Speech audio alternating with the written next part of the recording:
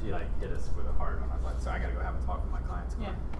You know what? She appears to be right. Like, she got more money than everybody else, and they did have some extra stuff that we don't have. Yeah. And and so, but once you've got those expectations of what you think you can get, it's hard to say, oh, let's take a big $20,000 drop, right, or $30,000 drop. So. All right, I have one question, Scott, really quick. There's two websites. There's that KW Realty website, right? And then there's the Placester website, right? And the e-agency. And the e-agency. That's another website. There's 3 of them that are live right now. That are live. Placester is considered to be the current in-house product. E-agency is our legacy product. It's the oldest. Pretty much doesn't get used. Anymore. It's getting it's going to be eventually decommissioned. And then e-edge has the market leader product has a website, a database, and a marketing engine. The website is still live, but is considered to be an older product. Placester is taking its place. Okay. But we still use the e-edge database and marketing system. Right, but our leads don't come filter from e-edge to that Placester site. Leads don't go to the site, but Placester leads go to e-edge's database. So they've got that baked into the code so that if somebody goes to your Placester site, even though it's a competing product with e-edge. Yeah, that's what I mean. Okay. So those leads do filter? Because I thought I talked to somebody on the phone the other day, and he said with e-edge tech support, and he said the emails from e-edge, any emails sent from e-edge will go to my Google Gmail. But I asked him about if someone's on my site, will that lead from that Placester site go to my e-edge CRM? And he said no. Well, if that's the case, it's changed. Have you gone to your website and role play and fill out the form? And did you get the lead? I can't remember. Because the last I heard, and it's been this way for years, that it does. It does, okay. And if it's stopped, if for some reason it's not, there's a lead forwarding functionality that you could use, that you could actually establish any email address that you want, and in theory, if you needed to put your e-edge email address in there, you could, and that would make the connection. But I don't think you need to. We can look at that maybe after class. Yeah, play around and also play with the other thing you talked about, make sure my thing is on. When we talked about making sure my lead capture is on or something, so if someone is searching my site or even searching my KW app, I'm seeing all that activity, or I'm getting a capture of that, or... That's not the way the lead capture works. You need to get with me after class. Let me get this started here. Okay. But you got to register in order to get notified. Not you, the consumer. Just because somebody downloads your app and does a search, you're not going to get stats on that. When somebody registers, when they download your app and then they create an account, or they log in with their account and use your app, then you get the metrics behind what they're searching and bookmarking and looking at. So we should get together and talk about that some more. So well, let's get started. Did y'all know that this training room actually streams to YouTube? And whenever they have sales meeting or team meetings in here, or sometimes when we do classes, we'll roll the cameras and send it to YouTube, and you can check it out.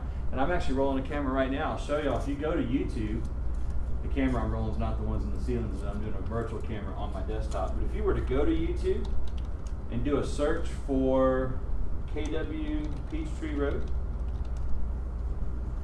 there's the channel right there, that big circle. And you can see there we are live right here.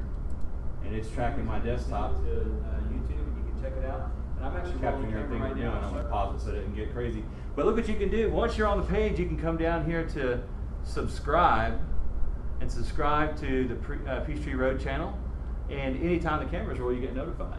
So when sales meeting starts up or stuff like that, a lot of times on Tuesdays and Wednesdays, I'm driving in my truck, and all of a sudden my phone will chirp up and say, Peachtree Road is live, and I'll tap on it and listen to team meeting while I'm driving around. It's pretty good. So you can get in and see what's happening if you're not in the office. So I like to show that every once in a while, how to get to our YouTube channel, or this office's YouTube channel. Pretty cool, don't you think? So for those of you that don't know me, my name is Scott Hardy, and I'm the Director of Technology for the Rawls Group. And the way I fit in is from a daily basis. I run the computers and software and network and security and purchasing and all the laundry of IT on a day-to-day basis. But I also spend time working with agent services and perform consultations in support of the Keller Williams marketing and productivity software, and provide that information to agents, seasoned agents and new agents alike. There's a couple ways that I get involved. Sometimes people open up a help desk ticket and we'll respond to the ticket and help out. Sometimes people get on my schedule and do a remote tech session with me, and we'll work on problems. I'll show you how to get to both of those things today. And then other times I come in and do a class, which is what's brought me here today. So we'll be focusing today on the Placester website. How many people here have a website already in use? That you got something up and running? No? They just sent me the email. You just got started. You're in the perfect place today. Okay. What is your name? Tiffany. Tiffany. Nice to meet you. I'm Nice to Scott. meet I you. know Miss Lima. And what is your name? Fatima. Fatima? Yes, sir. And I know you then. Probably. We've talked, I think. Probably yesterday. That's Yeah, interesting. I emailed you. A lot of times I meet people in person finally and don't realize that actually we've got history, because I'm online and remote so much. So, well, good. Nice to meet y'all. Nice to meet you.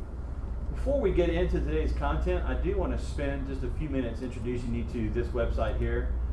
This is rawlsgrouphelpdesk.com, and I like everybody to see it because getting a hold of me sometimes can be a challenge. I try to respond to every email and every phone call I get and text, but it can be difficult. This is the best way to get a hold of me and my crew is by this website, the Rawls Group Technology Department website, and that address is www.rawlsgrouphelpdesk.com. I want to show you a couple things on the site. On this landing page, the first thing I would show you of interest is these two big red buttons right here. These are two opportunities to engage with me and my team. You can create help desk tickets or you can book a tech session. If you were to click on the help desk button, it's pretty straightforward. You just get a basic form to fill out, asking contact information about yourself and who you are, and then some description of what's going on and categorization of what's going on. What kind of help do you need? How important is it? How severe is a problem, kind of thing. Answer those questions out the best you can. If you're not sure on how to answer some of these blanks, just do your best and we'll adjust it if we need be. But what happens if you submit at the bottom, if you submit this ticket, it'll come into our queue where now I've got like 2 or 3 people that are watching the queue and helping me stay on track. And but it's important to know when we get a ticket, we answer tickets not in the order that we receive them. We rank every ticket in terms of severity, and we answer the big problems first and the little problems next. And so if you open up a ticket saying that you can't print, for example, to your favorite printer right outside the door of your office, we'll take that as a help desk ticket. It'll get in the pipeline. But then if somebody else comes up and says, hey, nobody in the annex across the way can print to any of our printers all of a sudden. Well, that's a bigger deal, and I gotta tackle that first. And most people get it. That's basic help desk logic to say, oh, I gotta deal with the masses, and then I'll get it with the individuals. But it does beg the question of when am I gonna get back to your one request? Because it's still a valid request to get your one problem fixed. And that's where this other red button comes in. Book a remote tech session. We thought about that problem, and it occurred to us that if we set this up where now you can click on Chris Scroggs, he's one of my associate techs, or my name. These are our calendars of availability. If you click on Scott Hardy, for example, I thought I clicked on it. There we go. My calendar will come up. So you know your schedule, and now you know my schedule, right? And so what you can do is browse through my availability. The green ones are available. Got more into the next week. There we go. And if you were to pick a time like 3 p.m. here on Friday, you get another simple form to fill out. Your contact information. You can do a duration can change from 30 minutes to an hour if you need more time, right there. And when you submit this ticket, what happens is now you know exactly when, what date and time I want to call you. Friday, July 27th at 3 p.m. And for one of these appointments, you just have to be connected to the internet, right? You could be at home, you could be here at the office, you could be at Starbucks if you want. I'll call you at the designated time, take remote control of your computer, and speak to you over the phone while I drive your screen and we work together. I can tackle pretty much anything that comes our way. You can even be on a hotspot. That's where I am usually. Usually I'm in my truck on the side of the road trying to get somewhere else, and my phone chirps up and says, you got a 1 o'clock, and I got to pull over, and I'm sitting in a parking lot for an hour or two making calls. You ever heard of a steering wheel desk? If you spend time in your car like I do, let me show you something. This is, oops, misspelled it, steering wheel desk. I bought one of these and it is a game changer. Let me tell you, check it out. This contraption here, mine looks like this one right there. And these are great. It's like 30 bucks on Amazon. And now I just, got to do a call. I've got this slipped in my mat pocket on my passenger side. I just pull it out, throw it on my steering wheel, connect to my hotspot, make the phone call, and it can work for an hour, 30 minutes, no backache and headache at the end of the day. Steering is challenging. That takes some practice. Just kidding. Obviously, I pull over and do it. But anyway, that's a fun one there to have, is to have a steering wheel desk. So anyway, just be on the internet for this appointment, and I'll call you at the designated time. There's no limit to the number of appointments you can schedule. They don't cost you anything. If you fill my calendar up, obviously I'm going to have to call you and have to sort that out. But there's two reasons why I want to show you this. One, I think it's valuable to know that's a great way to get a hold of me, right? And it's a resource that's available. And number two, as we get into the Placester site today, we're going to have only so much time, and there's going to be parts where we're going to run out of time. I'm going to say that's it for this topic, but maybe if you've got more questions or deeper thought, let's get in a consultation. I may ask you, go ahead and book an appointment, and I'm talking about this right here, so now you know what I mean later today if I suggest that you should book an appointment with me and get on my calendar. Go to my website and book an appointment. A couple more things and we'll jump in. In addition to contacting me, I have a training section here. If you click on it, it shows you my current availability, or excuse me, my current training schedule. Here we are today at Peachtree Road teaching the website class from 1 to 4. And you know what? Sometimes people get this far in the class and didn't realize that you just got to a 3-hour class. I don't know if y'all knew that or not. We go from 1 to 4. Sometimes people say, whoa, I only had an hour today. I didn't know. But here's the thing. Let's say you only had an hour and a half to spend with me today. You can leave today, and if you wanted to, if you had to leave early, you could find where I'm teaching the class again. We got a couple things happening. Mega camps messing my schedule up. Here we are. Oh look, I'll be back at Peachtree Road on August 23rd, teaching the same class. Or I'll be at Peachtree Road. Wow, they booked me. Look at that. They got me booked up all the way to November. More people will be booking soon, I'm sure. But my point is this: if you were to leave at like 2:30 today and then come and join me at 2:30 at a future appointment, a class, you'd pretty much pick up right where we left off today, because I keep this thing on rails. I keep us talking about the same topics and try to keep the same time frame. So you're always welcome to come find me at another location and join in. And then finally, if for some reason you couldn't find me at another appointment or another location, you've always got this option too. On my main page again, underneath my red buttons, is this video on the left, Placester Setup, right here. This is today's class. This is what we're doing today. And it's everything that we're going to cover and more, and it's an on-demand video that captures all the details, so you could watch this from start to finish on demand at your house if you want to, or in your office, listen to it while you're driving. Some people have told me they've watched the video from start to finish, got their site set up, never even had to come to a class or give me a call, which is a huge compliment to me. I'm like, oh great, that's the idea, And another thing that I'm really happy about is this table of contents here, where I was able to go in and break things up, and I can pinpoint certain topics. So maybe we're talking today about slideshow, but you forgot when you get home and you wanted a refresher on that, you could come and click on slideshow and it would cue the video right up above where we talked about that topic, and you could watch that again. So the video I put together hopefully to give you some recourse for refreshing information, or maybe getting just a complete review if you need it. So that's rawlsgrouphelpdesk.com. We'll spend some time in there today later on getting some resources out. Just want to make sure everybody's seen that. Who's looking at that page for the very first time today? Awesome. I'm glad I showed it to you then. So let's talk about Placester sites for a minute. This is my Placester site. I have a demo site that I set up. I'm not a salesperson. I'm 100% technical, and so I don't do sales. And I try to set up one of these templates and imagine a business. And in this case, I thought, how about cabins? I'm imagining myself as the cabin real estate guy, because I like cabins and I think that'd be kind of interesting. Heck, maybe I would try to sell cabins if I was in real estate. I don't know. But this is my Placester site. What you're looking at here is one of 8 different templates that are available. And what I want to do is spend a few minutes just kind of going down the page and showing you points of interest in the page. and talking and speaking on some of the things that we're going to be working on today, and then we'll switch gears and get into yours and start making progress on your site. So this is one of 8 different templates. This is called the Madison template, and we'll give you a chance to flip through the different templates later on today. And just starting from the top, we're going to spend time today learning how to control these areas of the template. Starting with the banner up here at the very top, you can see some social media badges. We'll get control over that, so you'll be able to connect your social media profiles or any profile if you want. I've got mine connected to Keller Williams. If I click on that Facebook, it goes to the Keller Williams Facebook page. You'll learn today how to connect the icons to your designated channel. We'll also get control over this top area here with the branding, which shows your Keller Williams Market Center logo. I'll give you one guess where I taught the class last. Atlanta Perimeter. Yeah. We'll change that logo out today. We'll get a Peachtree Road logo in there, so you'll learn where to get your hands on the Peachtree Road Market Center logos.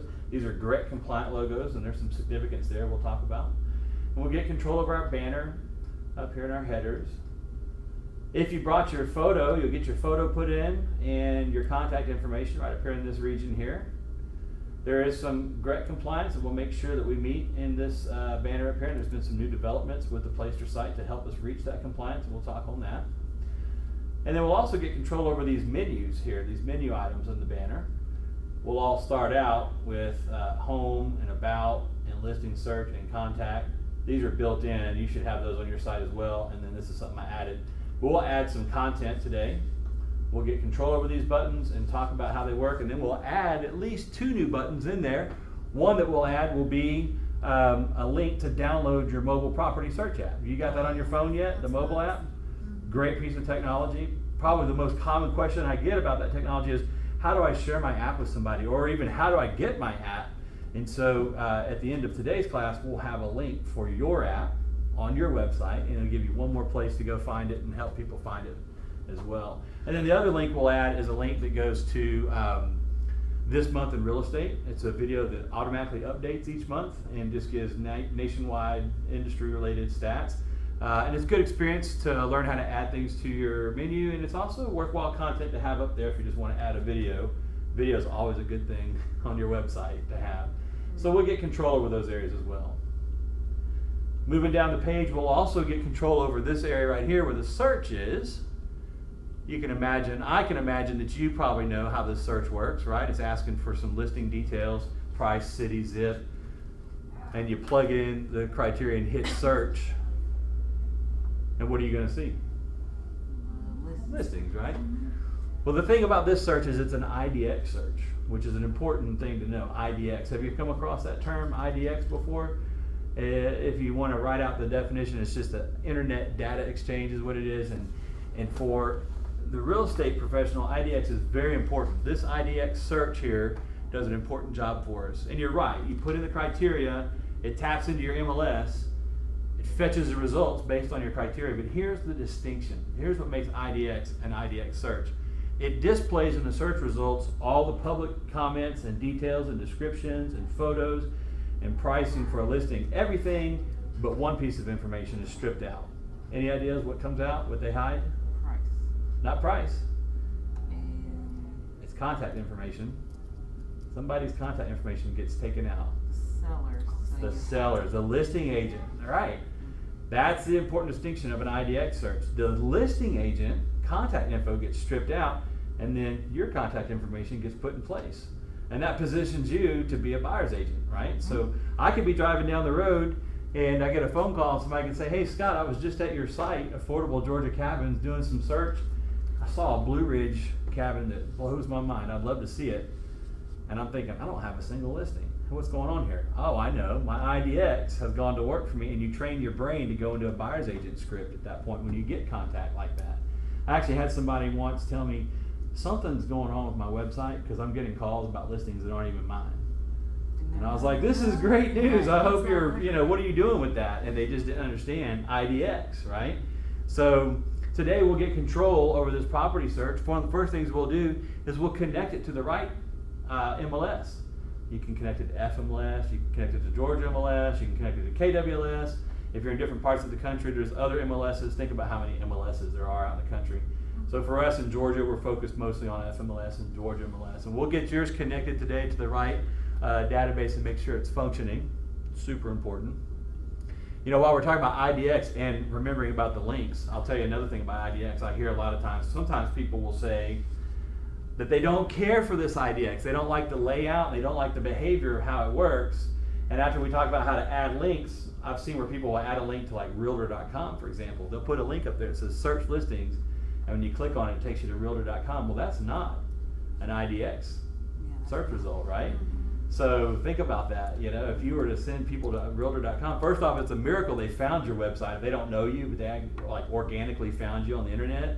And then you give them a link, sending them way off to realtor.com, they're going to call the listing agent, right? So make sure we're appreciating IDX and what it does. Behind our IDX search is this big image here. This is what they call the slideshow. Now I have a single slideshow, but the system can handle up to 5 slides, 5 pictures. And if you've looked at other Placester sites, characteristically there's a slideshow, they're sliding. For me personally, I just didn't like it. I got tired of mine, it was just really busy. And I thought, well, what would it look like if I put a custom image and just one image in the slider, and that's what you get. We're going to get control over that today. I'll restore it back to default, so you'll see what it looks like from beginning with the slideshow that they provide. They give you, I think, 5 different slideshows to pick from that each have 5 pictures in each slideshow presentation. You can modify the built-in slideshows. You can create your own. We're going to play around with some of that today. Ultimately, we'll get control over the imagery that's happening behind our IDX search and make sure that that makes sense for everybody. Then moving down the page, below our slideshow here, we have featured properties. This also is an IDX powered functionality. And today we'll gain control over these tiles here. We'll determine what listings are showing up and why. There'll be 2 scenarios we'll go through. One will be a scenario that you're an agent. Excuse me, my phone keeps ringing and getting my attention. I gotta hide it. See, that's how my brain works. If I see it, it's distracted. So scenario number 1 would be that you're an agent without inventory and you need to get listings that are relative to your geography and price point, maybe even your niche.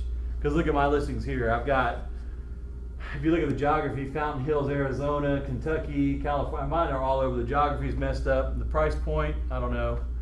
So I've got mine purposely kind of out of whack because I'm going to reel it in today.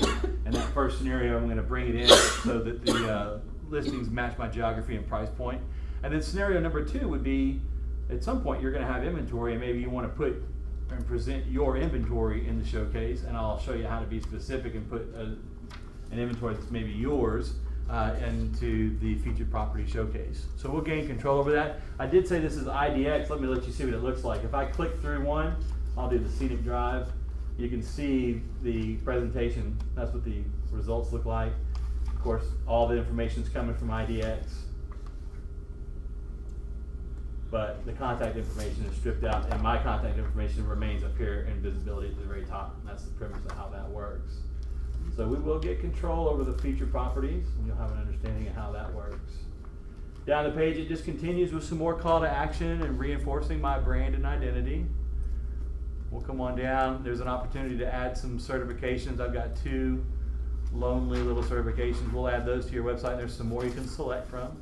And then towards the bottom is our footer of our page, where it just recaps more contact information and broker information and the social media badges. We'll round that off and make sure that they're working as well. And those are the big things that we're going to be running through today in terms of getting your website set up so that it functions and it's live.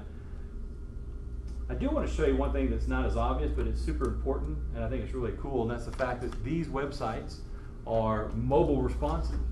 And if you've not heard that term before, mobile responsive, that's a really important feature for a current modern website.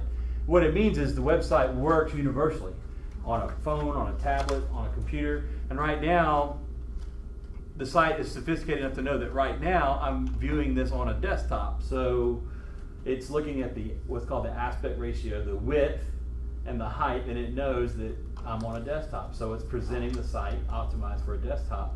But if I loaded this website up on a phone, it would change it. And I can simulate that by changing the size. If I were to come over here and just grab the corner here, the side, and bringing this in, if I were to form the shape or the aspect ratio of a phone, that's kind of like a phone right there. Now I've got kind of the height and the width of a phone. Look at what that's a really long phone, isn't it? Something like that. All right, that looks a little bit better. So maybe that's a phone. Look at the website. It's reacted. It's responded to the mobile aspect ratio. Now the width and the height is characteristic of a phone. So the banner's changed. My photo and some of the branding is gone. But then if you look closely, the menu here has been condensed into this little accordion menu. And there's my information there. So everything is accountable. Even the social media badges have found their way over here. So it's been optimized for a mobile phone. My photo is there and present. My search is there. It all still works and is accounted for. Look at the featured properties, how it's changed now from a 4-tiled row to a 4-columned or 4-tiled column, which is good. And somebody once pointed out to me, and I think this is a great point, they said even the photos got bigger in mobile view than it does on the desktop view. And I was like, well, that makes sense on a mobile phone. That's optimized, right? If I were to look at this a little bit wider, kind of like a tablet, it would look kind of like something like maybe this. You can see there it is now, 2 columns. And if I open it up all the way, there we go, snaps back in real time back to desktop mode. There's 2 reasons why this is important. One is pretty obvious. Have you ever been on a website that's not mobile responsive on your mobile phone? Yeah. It's a lousy experience, right? Because you're pinching and zooming and panning around and trying to tap on the links, and your finger, if you're like me, you can't get the link because your finger's too big, those sorts of things. Ultimately, what do you do if you encounter a web page on your mobile phone that's not designed for mobile? You get frustrated and bounce out, right? You leave. Which leads me to point number 2, why mobile responsiveness is important. Google is cognizant of this. They're aware of it. Google now knows that more and more people are using mobile devices to surf the internet, right? You've probably heard the statistic that I think it's in the upper 80% of home buyers are finding their next home online. And then I've heard a piggyback to that stat where 90% or more of those people are finding it online using a mobile device. And I thought about that and thought, you know what, the house I'm living in today, first time I ever saw it was on my phone. I'm like, wow, I found my house on the phone. So yeah, I'm a statistic there too. And why that's important to Google is Google knows that more and more people are using mobile devices, and so it's taking that into account. And what I mean by that is if you're not familiar with how Google works in a nutshell, Google has software that crawls the entire internet, encounters every public page it can find, and it analyzes it, tries to figure out what that page is about, and then it puts it into its database. And then when somebody comes along and does a search at Google, for example, cars for sale in Atlanta, Google says, oh yeah, I got a list of websites about what you just asked, cars for sale, and I'm going to give it to you in order of relevance, the most relevant site on top, right? That's basically what Google does. And imagine if Google started missing it. What if Google said, oh yeah, here's a list of websites about cars for sale, and you click on the first one and it was about boats for sale because Google made a mistake. It would tarnish their credibility, right? That's an extreme example, but Google is super paranoid about ruining their rep. And so they are vigilant about making sure they're serving good pages that make sense. And now, when they crawl your website and figure out what it's about, not only are they looking at the content and trying to figure out the relevance of the site, it does a mobile readiness check. And it challenges the page to see if it's mobile responsive. And if it is, then it'll actually rank you higher. And if it's not, it'll rank you lower. And I was like, wow, that's amazing to know that Google's checking for that. So it's good that these are mobile responsive. It doesn't cost you anything more to have it mobile responsive. Our other products, we were just talking earlier, Muslima and I were talking earlier about there's eAgency and eEdge systems, which are our older products. They're not mobile responsive, but this one is. And there was a time, in fact, at Keller Williams where you could upgrade our older products for $1,500. They would convert it to mobile responsive, and that was a big market for a little while that vacuum existed before Placester emerged, and then when Placester came out, it was a big relief because it's built in. So yay, Placester. I really appreciate that. That's one of my favorite features, the mobile responsiveness. So what do y'all think about this site and the template so far? It's really nice. Pretty good, pretty easy. That's the good news. You haven't seen that yet, but you're going to learn it's pretty easy. They're WordPress sites, which is exciting because that tells me that they're going to be around for a while and they can look modern. And so I'm anxious to see where these sites evolve. But let's switch gears, get off my site and get into your stuff. And to begin, what you need to do is you need to make your way over to mykw.kw.com and get logged in. Everybody know where I'm at right here? This is, of course, our online, sort of our home base here for KW if you're an associate. And the control panels for the website, they're going to be found up here in this black horizontal navigation up here at MyKW. And find technology and hover over it. Don't click on it. If you click on it, it's going to shoot you off to another place. But hover over technology and find KW websites. And there's KW websites right now. It's the third one down for me. I'm going to click on it, and what that does is it takes you to the portal for our Placester sites, right? Mine says your KW agent website at the very top, and at the bottom I've got a red button that says go to my website, and right above the red button it says your new website is ready. And hopefully if you're following along with me and you got this far, then yours also says your new website is ready. If you see something different, if you're a new agent and yours says it's not ready, come back later. Anybody got that? Yes. Are we all good? All right, if it says come back later, then we might have to wait. It takes 7 days at least, at minimum, to get your site live before you can even configure it if you're a new agent. But if you've got the go to my website button, go ahead and click on that with me. And we will proceed to the next page, which is our dashboard coming up. I think I misclicked. There we go. This is our Placester dashboard coming up. It's sort of a busy dashboard. I know there's a lot of stuff going on here. We're going to make it real simple here in just a second. This is the way to get to our Keller Williams Placester site. I get a real common phone call. People say, I am trying to log into my Placester site and my password is not working. And I'll listen. I'll say, well, what are you doing? They say, well, I'm going to Placester.com. I'm putting in my KW username password. It's not working. I see you shaking your head. Yeah, you know, it won't work. You can't go to Placester.com and log in and get to the KW stuff. You got to go through KW like I've shown you here. Hit the technology, go to the website, hit the portal, click on the go to my website, and you will land on the dashboard. And depending on where you are on your website, if you're brand new and you haven't done anything, then you may need to go ahead and launch your site with me. Look right here where it says Quick Actions, and see if you see under Quick Actions something in this area that says Launch Site. Mine's launched, so I don't have it. If you're looking at yours and it says Launch Site in this area, go ahead and launch it with me right now. Go ahead and launch that. If you are looking at Quick Actions and you do not see Launch Site, and it looks like mine, look for Edit Site and click on Edit Site. If you did the launch, anybody do the launch? Okay, so on the next page after you launch, look in the middle of the page horizontally, there should be another button that says Edit Site. Click on Edit Site. Click on that, and that should get everybody on this page. Now, everybody in the room that's following with me, we should all be on this page right here, and this is the heart of the matter for today. This is where we're going to be spending our time and working on the page. So let me ask, is everybody on the same page? Yep. Yes. Terrific. So let's talk about our time for today. You guys haven't asked one question, but usually by now I've got about half a dozen questions asked. So y'all are actually really quiet. But I do want to talk about questions for a minute, because questions are good and important, but they can derail us, because I've got a lot I want to show you today. So to handle questions, what I want is let me get through a certain section. We're going to start with the listing and go through all the listing stuff.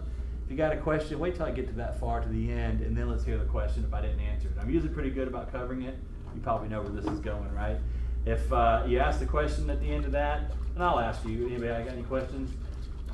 I'll hear the question. If it's a good one for the room, we may jump in and explore that together, because I learn a lot of times just reading in here, teaching the class, and hearing questions. But then again, I may say, hey, let's get together after class or get on my consultation schedule, and let's focus on that for you. Put your hand down. Are you kidding? No question. No, I'm just kidding. What you got? Before you get into the sections, Yeah. The Placester website is like the tiffanykeith.kw.com website. .kw.com. Yes, it is. Okay. Yep, that's it is. Very Just good. a simple question. No problem.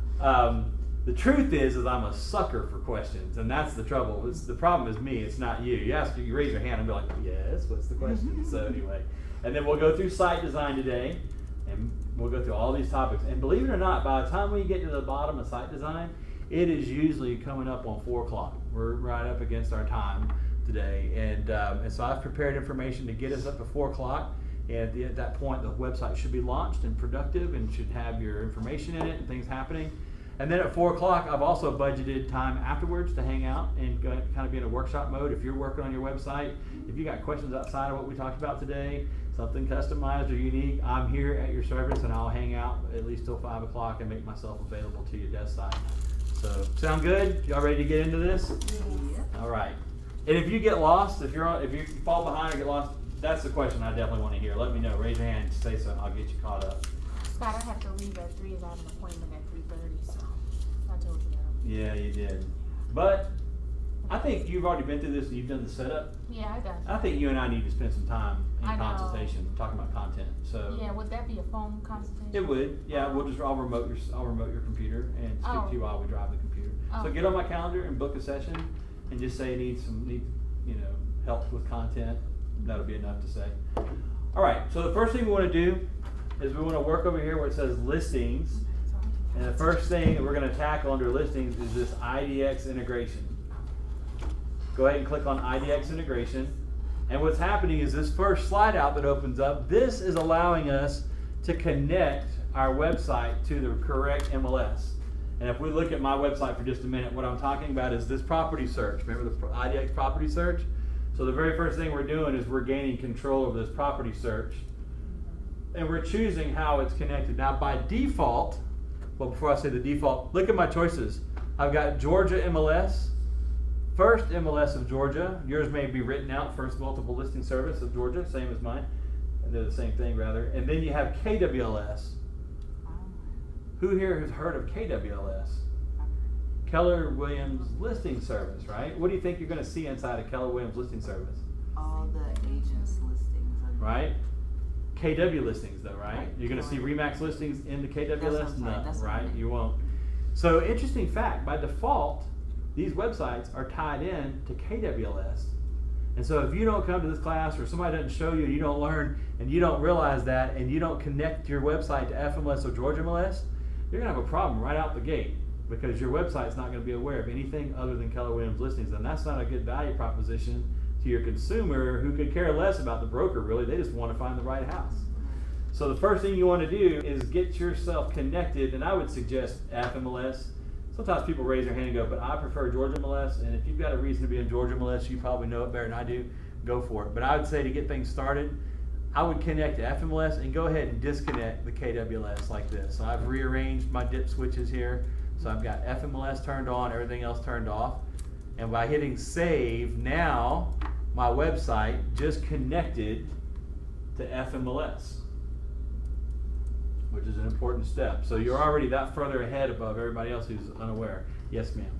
So mine doesn't show the Georgia MLS. Is that okay? It's okay if you're not wanting it. If you're wanting Georgia MLS, then we're going to need to get with agent services and get your MLS IDs added to your white pages. But if you're looking at it and going, I don't really need Georgia MLS, all I want is FMLS, which is what most people would probably go for, then you're fine. Because isn't there a Georgia rule that states basically if you have a listing, you have to upload it across all three? I don't know. I know what you're speaking on, the fact that you're supposed to put it in both, but I don't know where the rule comes from in particular. I would check with Kathy Woods just to make sure. But there's no rule that determines what IDX you have to show on your website. So if you want to show one or the other, or even both, you can put FMLS and Georgia MLS in there. But remember, if you do that, if you hit both of them, then you're going to see duplicate listings. Same physical address. You'll see 123 Main Street with an FMLS number, and then right after it, you'll see the same listing with the Georgia MLS number. So some people look at it and go, I don't want to mess with the duplication. My app does that. That's- When I put Mine my does too. credentials, and it would show the same listing twice, and I thought it was a glitch, but now it makes sense. That may be what it is. Yeah, that makes sense. So get with me, I'll help you fix that. Thank you. Okay, yeah, we'll do that. I don't know if we can do it today, but get with me, I'll help you. So the next item we're going to work on is global filters. Right after IDX integration, we're going to click on global filters. And let me just give you the right answer for global filters. Once you've got the global filters panel up, it's divided in two tabs, all listings and filter listings. What we're going to do is click on all listings and make sure this sentence that says display all MLS listings on my website, make sure that's checked. I've been hearing from people by default they're finding that it is checked. For the longest time it was unchecked and we were having to check it every time. What did y'all see? Was it already checked? Yes. That's good. I still think it's worth checking just to make sure. What we're doing, go ahead and hit save, the green save button. What we're doing by making that choice is we're telling the system to show all listings that are active in MLS, and then we're letting the consumer perform a search and narrow the results based on what they're interested in. Here's a common mistake I see. Sometimes, don't do this, just watch for a minute. I'll get a phone call and somebody will say, hey, my listing's not showing up on my website, and it turns out they've gone in to filtered listings under global filters, just global filters, and they'll do this. People are noodling around, I think, trying to figure out their Placester site, and for some reason, they'll see max price and say, well, let me play with that. I don't know why it is this one, but they'll come in and they'll say, well, what about 250,000? What if I put that, 250,000? Now, if I were to commit this, if I were to come down and lock this into that green button, because this is a global filter, it would mean that nowhere on my website would you see anything more than a max price of 250. So if I took a listing for 300 and then told my seller, go see your listing, it's on my website, they would do a search in the website and say, there's no listings in Georgia more than 250,000 because my global filters locked it, you know? So when I get that call, I usually know, we need to go to all listings, say display all, don't set a range of filters, just say display all and save it, and then the consumer can narrow their searches on their own. Y'all with me? I'm with you. Very good. So featured listings, the next item, featured listings, is the first item, here it is the first item that really when we get to it and start clicking on it, we're going to be able to see a representation on our website, see changes. So I want to make sure that you know how to get to your website for a minute before we go any further. And if you'll pay attention to the top right-hand corner over here where it says View Live Site, I've got this right here where I can come in and I can click on it and it will pull up my website, and we should be seeing my Georgia Cabin site come up. There it is. And so now I can look at my Georgia Cabin site and take a look at it if I want to. I don't know if you are having an eye for detail, but I'll show you one of the things that's different already. Since I connected my website to FMLS, before my featured listings were different. They were all over the country, right? Now they're in Georgia. And now they have FMLS badges below each listing. I don't know if you noticed that. So that serves, when you see that FMLS or Georgia MLS logo down there, that serves as a real quick confirmation that, yep, you indeed have your website connected to FMLS or whatever the case is. So now that I know how to get my website, I'm going to go find my Placester control panel, which is this tab over here. It's right next to where I'm working. And I'm going to manipulate these featured listings. And the reason we're going to manipulate these featured listings is because I want to get control over these featured properties. I want to have control over what's showing up. And we're going to go through the two scenarios that I told you about earlier. And the first scenario is going to be that you are an associate without listings and you just need to get inventory that's relative on your website, relative in terms of price and geography. In my case right here, I've got things in Georgia, but still that's pretty wide, and my pricing is probably all mixed up. 2.1 million. The idea is I want to reel this in to represent kind of my business, right? And the way I think of these featured properties is kind of like a showcase. Think about having a physical storefront, right? And you have a showcase window. You know, you don't get all your inventory and everything you possibly sell and cram it into the store showcase window, right? You're selective and you get some items that really shine and represent your strong points in your ideal and your marketing and your business, and you showcase some items, and that's what this is. So we're going to get control over these 4 tiles by manipulating our options under featured listings. So I'm going to come under here and I've got 2 tabs right here, filtered listings and specific listings. For this first scenario though, we're going to work in filtered listings. The default is filtered listings. And we have this search tool to play around with. And the way this search tool works, I've got mine zeroed out. There's no values in there, and I reset mine. So mine starts out with blanks for minimum baths, minimum beds, minimum price, maximum price. Yours may look a little different. If you've got one variable set, then it removes all the blanks and it just shows the one variable that you have set. So if yours doesn't look quite like mine, don't panic. They'll start looking similar here in just a minute. I've just got mine reset.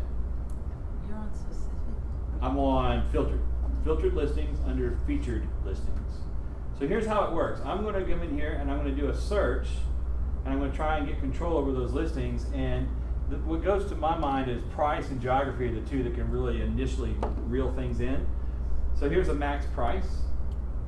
and I'm going to set a max price to try and get a showcase of properties showing on my front of my landing page.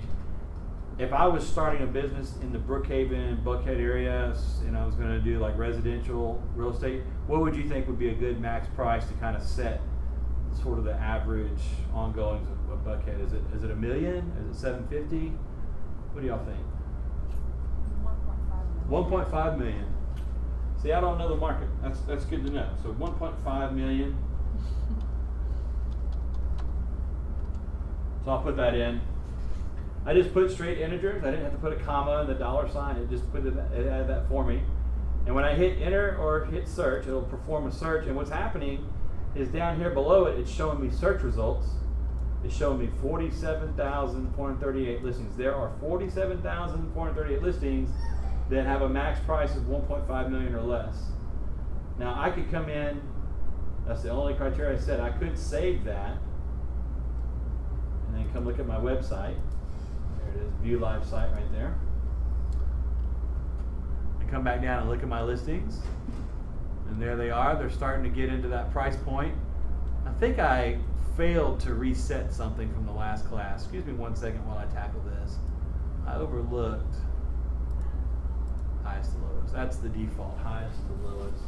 We'll talk about that in a second. So this is a better, more fair representation. So now what's happening is my 1.5 million are showing up. Now I've got several properties, obviously multiple properties that are set at 1.5. I can't tell you what determines why, for example, Grayson Highway is in front of Kilgore Road. When they're set, the sort order is set already from highest to lowest, and it's dealing with identical prices like 1.5 and 1.5. Why did it do that? I can't tell you why I put one in front of the other. But I do know that this is set for descending order now, and the next price below 1.5 will be to the right of everything that's 1.5. Stick with me for a minute. I'll make sense of this here in a second. So now I've got the right price, but look at my geography. I've got Dunwoody, Lawrenceville, Beaufort. So I'm going to continue working on my featured properties. I'm going to come over here to featured listings, back into my control panel, and I'm going to continue adding criteria. Now my blank criteria I had before are gone. It's only showing me the single filter that I set, which is max price. If I want to add geography to this max price, I'm going to have to add search criteria using this tool right here, add search criteria. And I'm going to hit this pull down. I'm going to go and look at the different criteria, and the first grouping of criteria here is location-based. The core of the location-based, just so you know, are city, county, state, subdivision, zip, even neighborhoods in there, I think, somewhere. Neighborhood, there it is, neighborhood. About 6 or 8 months ago, they added the other listings, the other criteria. Are you heading out? Yeah. Well, it's good seeing you again. I'll Thank talk to you. Yeah, Friday. See you on the tomorrow. internet. Sounds good. I made it, but the thing was, it said that Chicago time, 2:00 when I made it for 3. So I thought it was okay. So I initially booked for 3, but when I got your confirmation, it said 2:00. So I said, what happened? I thought I pressed 3. Something's going on with your calendar in terms of the time zone on your calendar. Yeah, but so I'll look at it after class, and I'll send you a text to make sure we're on the same page. I canceled it and I rebooked it for 3 tomorrow. Okay. All right. Very All good. So in addition to the core there, they've added some additional ones like elementary school, high school. That's all kind of cool. Middle school, and those I've played around with some of those and they work. But for right now, I'm going to stick to the core, and I'm going to just try to do a city here. And here I'm going to add city. I'm going to add it to my criteria, and there it is right now. And so I've got the right price, and now if I want to get the right city in here, I'm going to type in Brookhaven. And notice how on the screen up there, as I'm typing Brookhaven, do you see how it's suggesting it? Down there, that pull down says Brooks, and then it says Brookhaven.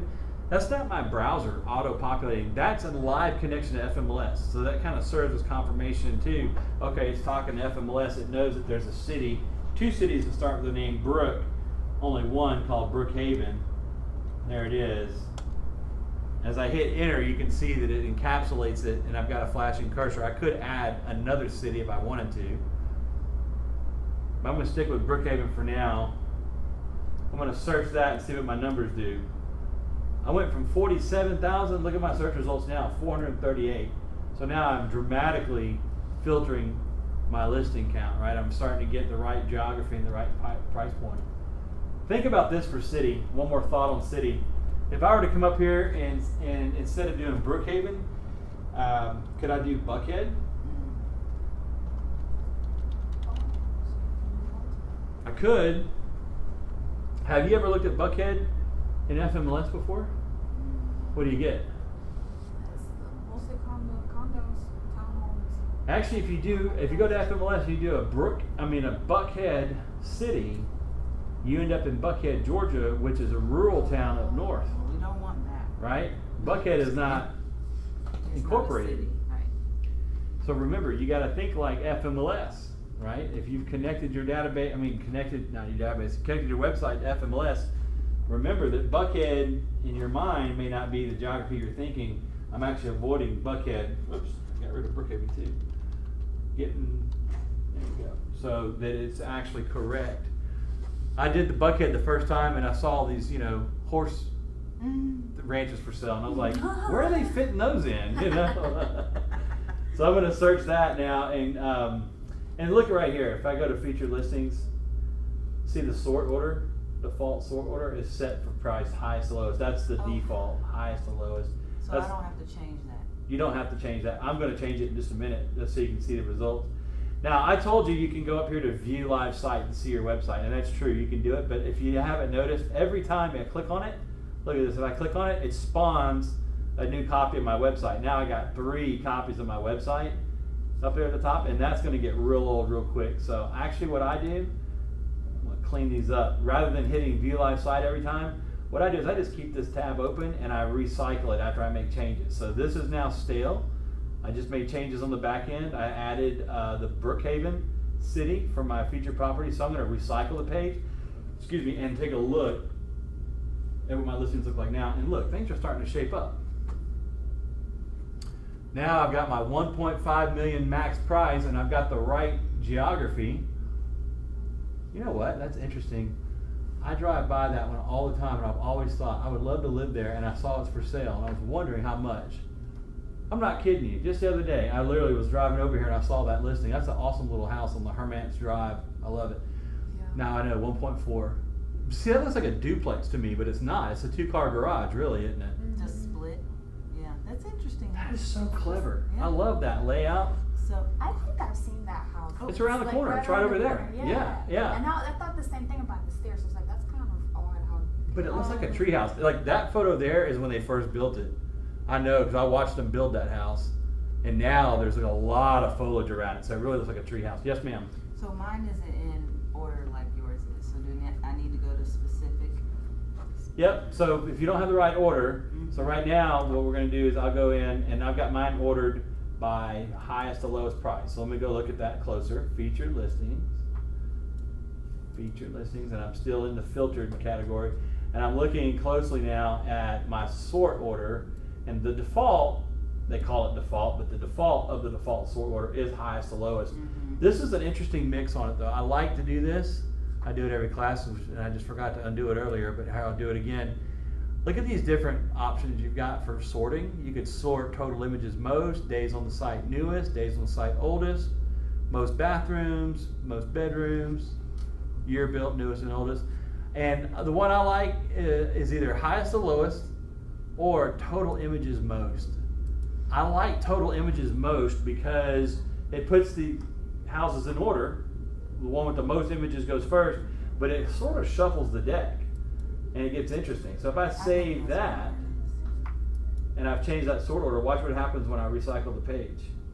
Now my inventory is going to change. I don't even know what it's going to look like. Let's see what it looks like. Yeah, that's what mine is right now. And I kind of like that because the prices make it look like I've hand-picked these. Yeah, I think I'm gonna. You know what I mean? Do y'all remember how many listings showed up on this criteria? It was like 400, right? 420? Yeah. Well, just so you know, that 420, that list of 420 is feeding into this row. So will change. It'll change. Oh, I Every like time that. you refresh the page, it's supposed to update and show. the Well, listings. half of what you just said is right. Let me show you. We go back to the sort order, put it back highest to lowest for a minute, and I'll come back to that. So what you said was correct in the sense that every time you load the page, it changes, or it potentially changes. It's true. Every time you reload the page, it's pulling to see what's new, right? But what changes on an ongoing basis is like this. Now I've got these listings in sort order highest to lowest. So like if the Hermance Drive that we like so much, when that sells, when I buy that, right? When I buy that, this is going to come off the page, and the next one in that list of 420 is going to fill its space, right? So it makes a dynamic list. It's sort of a set it and forget it, automated pipeline, if you will, of listings, right? So this one right here, Breton Circle sells, this one will move over, and the next one in that list of 400 will come in place. And same thing if I shuffle it by images most first, you know, it still has a descending order, just counting, not dollars, it's counting photos now. And if the one in the middle sells, then the one on the right move over, and the next one in line fills the row, which is really cool, right? There's other criteria you can get in and play around with. You can come in and you could say maybe under featured listings, maybe it's not a city. Instead of Brookhaven, some people agree, I've heard a lot of marketing experts say, to be successful with your web marketing, the more local you focus, the more success you'll have, right? And so if you were to come up and say, well, I'm going to be the Atlanta realtor, think of what a ambitious initiative that is, right? It's going to take a lot of money to be competitive in that pond. It's too big. You're a little fish in a big pond. If you were to say, you know what, I'm going to showcase Brookhaven, you've just got yourself a smaller pond, so it's a little bit more, you know, realistic. Sometimes agents will point out that even more smaller, if that's even a way to say it, it's even smaller, not more smaller, even smaller than a city would be to come back and to hit the neighborhoods, because it's not uncommon that people are specializing in one or more neighborhoods. Can you think of a Brookhaven neighborhood I can play with for a minute? Anything come to mind? Well, that's with like the sign on it, right? Yeah. Brittany Club. What was it? Brittany. Brittany. Let's see if it comes up. So, Brittany Harbor. Brittany Park. So pick one. I don't care. Okay, we'll do Brittany Harbor. Okay. So these are coming up, and maybe that's hopefully that's a Brookhaven area. I'm going to search that and see what we get. Park is. I had one show up. I think it's Brittany Park. I'm actually going to take the price out. It was the very last one. Yeah, it's Brittany Park. Brittany Park. Yeah. So let's see if there's a Brittany Park. Brittany. Yep, Or you just- got it. I should have listened closer. You had it. Or maybe just. Now look, I'm going to search. I took everything out, but just left Brittany Park. Right? I deleted the price. Look at that. There's 5 listings for sale. So if I was, That's not it. that's not it. Do just Brittany. Okay. I'm sorry. That's fine. I know there's a Brittany Country Club. This right is over part of it there. right here. This is what you're using the tool correctly. I know it's right over Brittany, B-R-I-T-T. Mm-hmm. A- A-N-Y. Okay. You like just the Brittany? I played tennis there. I know it's right over there. Search. There's 11. There you Brookhaven. go. You nailed it. Yep. You got it. I'm going to save that. We got, you know what? I'm going to say that, but I'm also going to reshuffle it. Total images most, because price point's not probably that important for these. Can't wait to see what the Let's see what that looks like. You get what I'm doing here, Mm-hmm. right? So if somebody's like, well, Scott, what do you do? Well, I really specialize in Brittany area. Really, you go to my website, forget that it's Georgia Cabins. Obviously, that'd be different. But what if that was my showcase properties? Actually, listings that are in Brittany. That supports the idea that I am the realtor for Brittany, right? That's pretty cool. You get control over that. Man, what's nuts is I recognize these houses. It's Yeah, just from you're driving right. through here, I guess. Right over here. I recognize the third one. And so there was about 11 that matched that criteria. So you've got a pipeline of 11 in there. And so it's the same dynamics. If one comes off, it'll fill up. How cool is that? Pretty easy, huh? Man, those pictures are great. Brookhaven's got some beautiful houses, doesn't it? Yeah, you know, I used to live over here before all of this was built. Was it Fields?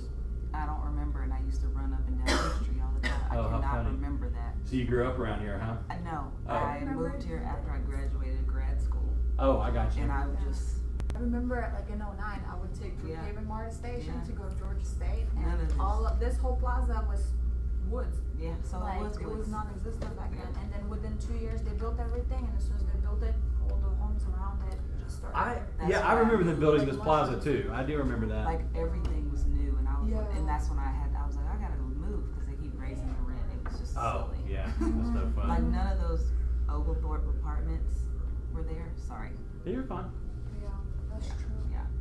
That's why I know Brittany, because I used to walk my dogs over there Hmm. and run over there. I was like, I know it's Brittany. Well, thanks for your help. Appreciate it. So what happens when you have your own inventory? You want to get your listings. We've been playing around with other people's listings, right? At some point, you're going to get your listings, and we want to get those on. So still working under featured listings here. This time, instead of being under filtered listings, what we're going to do is go to specific, the tab for specific. And it's going to look familiar. Starts out with the same property search tool that we started out with. It even carries over the criteria from a minute ago. It's still in there.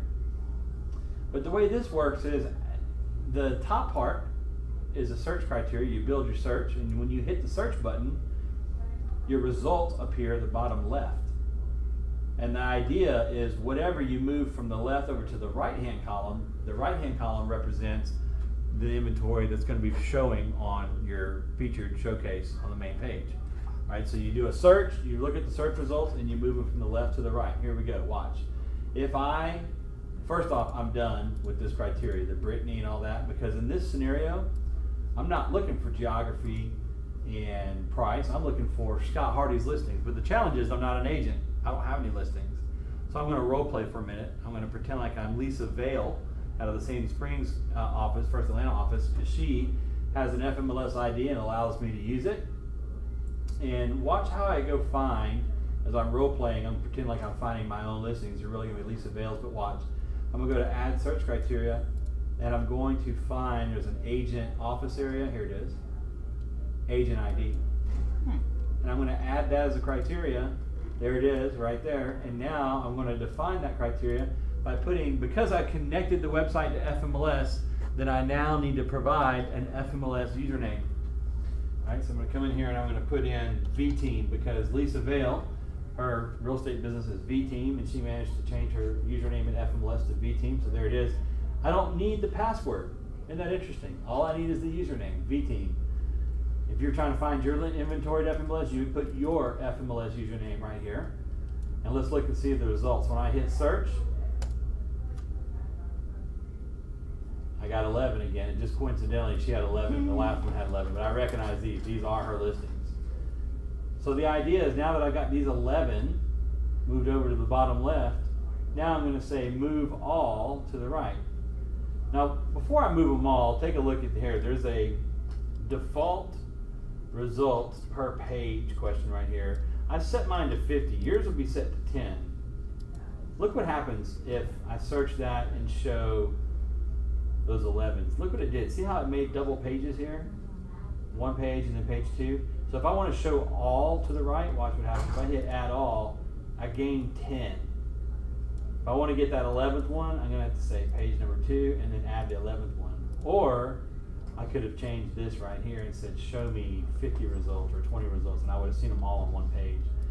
One way or the other, you got to either add more results per page or be prepared to thumb through the different pages to get all your results moved over. The add all button doesn't always work like the name sounds. So now that I've got those moved over to the right, there's one little bug. I don't know what's going on. And if you notice, it says listings that have gone off market will appear in gray. And these are in gray. They really look gray up here. On my screen, you can at least still barely read them. I don't know what's going on. All of a sudden, one day, they just stopped being in black font. And in my experience, it's just a bug. They actually will show up, and they're active. So I'm going to go ahead and just hit save, and let's just see if they show up. I bet they do. Those 12 should show up on my website. I'm going to recycle the page. Now, if a listing is truly inactive, then it'll be gray and it won't show up. Okay, there we go. So now I've got her listings. We had 11 that matched, or 12 that matched the criteria. This template holds room for 4 tiles, so there's the first 4 based on price. And I've got Lisa Vale's specific listings showing up. And same premise, if this Shiver Summit sells, this one will come off, and then the next one in that list of 11 will fill its place. But here, what I've done is I have nailed down my inventory specifically. And I could go in here and shuffle it the same way we did a minute ago. Featured listings, default sort order, change it to total images. just come down here and save that. And you can see it should reshuffle them kind of the way we're talking about. It's kind of interesting. Here we go. Now what happens though if you only have 1 or 2 listings, right? You don't have 4 to fill out the whole row. Well, you can mix things up with somebody else's listings. Watch this. What if I went in and let's say I did a featured search, and instead of V-Team, let's take that out, remove V-Team. I'm going to remove all from the list here. And I'm going to, whoops, I meant to keep her in there. I'm going to keep the ID question in there. Where is it? There we go, agent ID. Add that back. And let's say if I did, this user usually would get me 2 or 3 listings, but here lately it's been a lot more, 6.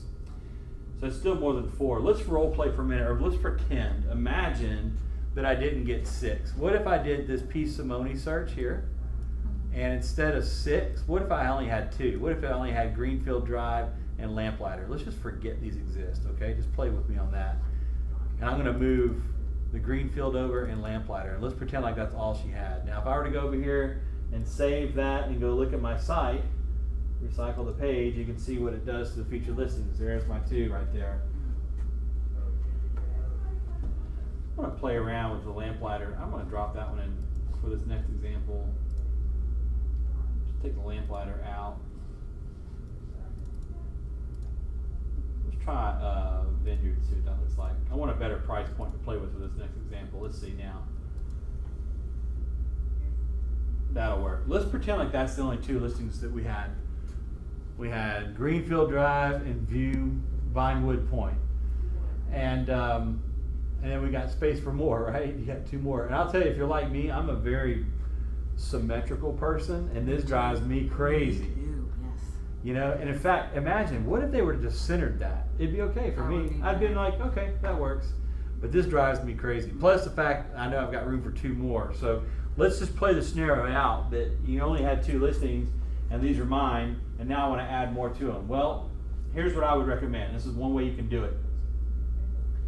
I'm going to look at the price and the geography. I've got a 500,000 in Marietta, and I've got a 425 in Marietta. What I want to do is I want to keep in mind my lowest price, 425, and I want to keep my geography in mind, Marietta. So let's remember 425 in Marietta, Georgia, and here's what we can do to add more inventory. I can go back to Placester, go down to featured listings, and in this scenario, the P. Simone would be used up because we pretend that we only got 2 results, right? So I'm going to just remove that and pretend like I'm done with it. Now when I remove it, notice that Greenfield and Vinewood are still in my pinned list right there. They're still there, they're fine. What I want to do is I'm going to keep my sort order. Instead of total images, I'm going to go price highest to lowest. This is part of my strategy. I'm going to say price highest to lowest. What was my low price? 425, right? Remember she had a 500. What was it, 500 to 425? I thought we agreed we were going to remember that number. Let's go back. 425. Come on. Yeah, 425.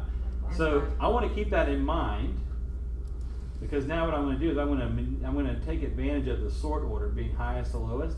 And what I'm going to do is I'm going to add a new criteria, max price, and I'm going to define it. If her lowest price is 425, or if my lowest price is 425, then on this next group, I'm going to max the max price out right below that at maybe 420.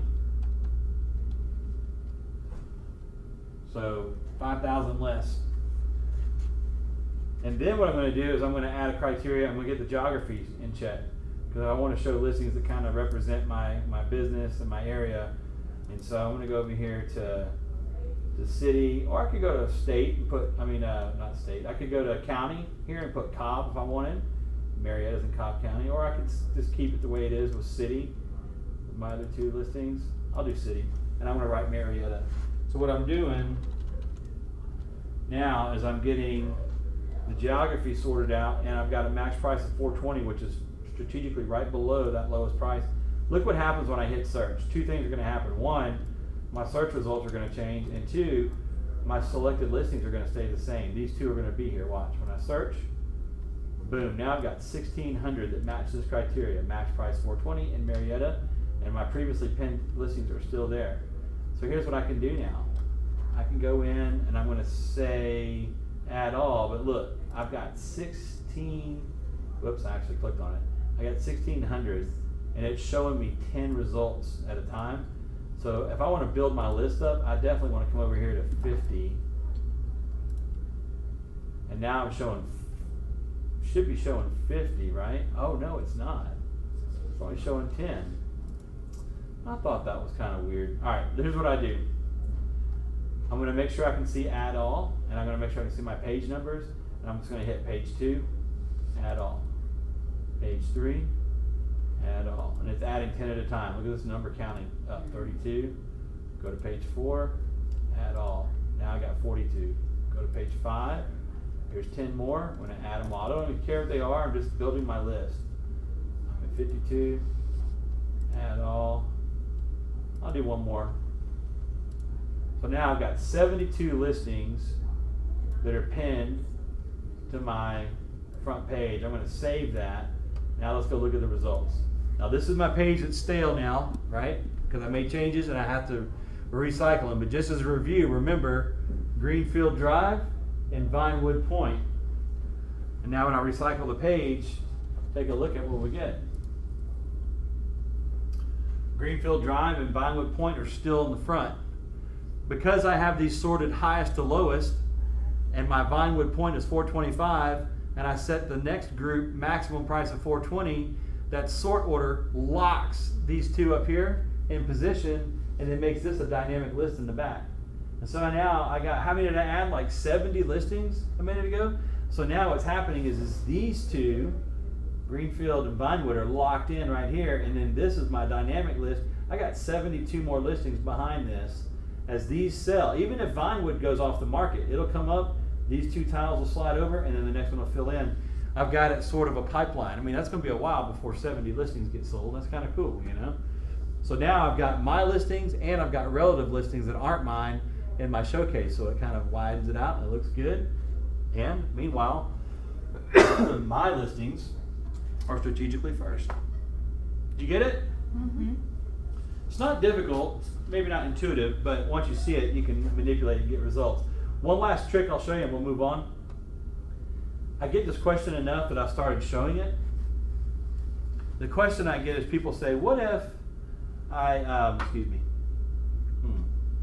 my throat is dry. What if I want to show, what if I don't have inventory and I want to show the office inventory, just the office inventory for now, and then as I get inventory, I'll add my own. Which I think is a great question. Check this out. Here's the way I would do that. If you don't have inventory at all and you want to show the office inventory, you could go back to filtered listings, blow these all out. We don't need these right now. And look at this. I'm going to add search criteria, and this time the criteria I'm going to put is agent office. There we go. I'm going to put the office ID. I'm going to add that. There it is, office ID. And who knows the broker code for Peachtree Road? I know it. KWPR01, the broker code for Peachtree Road. Right? I want to search that, and then there's 481 that match that criteria. And if I lock that in, and I've got it sorted most images first, which I like. Now I recycle it. Now my website is actually showing Peachtree Road inventory. How cool is that? Helps your office a little bit, build up some marketing for your listings and inventory in your office. So I think that was a neat trick, and like I said, I heard the question enough that I'm like, let me show that to everybody. All right. In my case, I want my website to look like affordable Georgia cabins.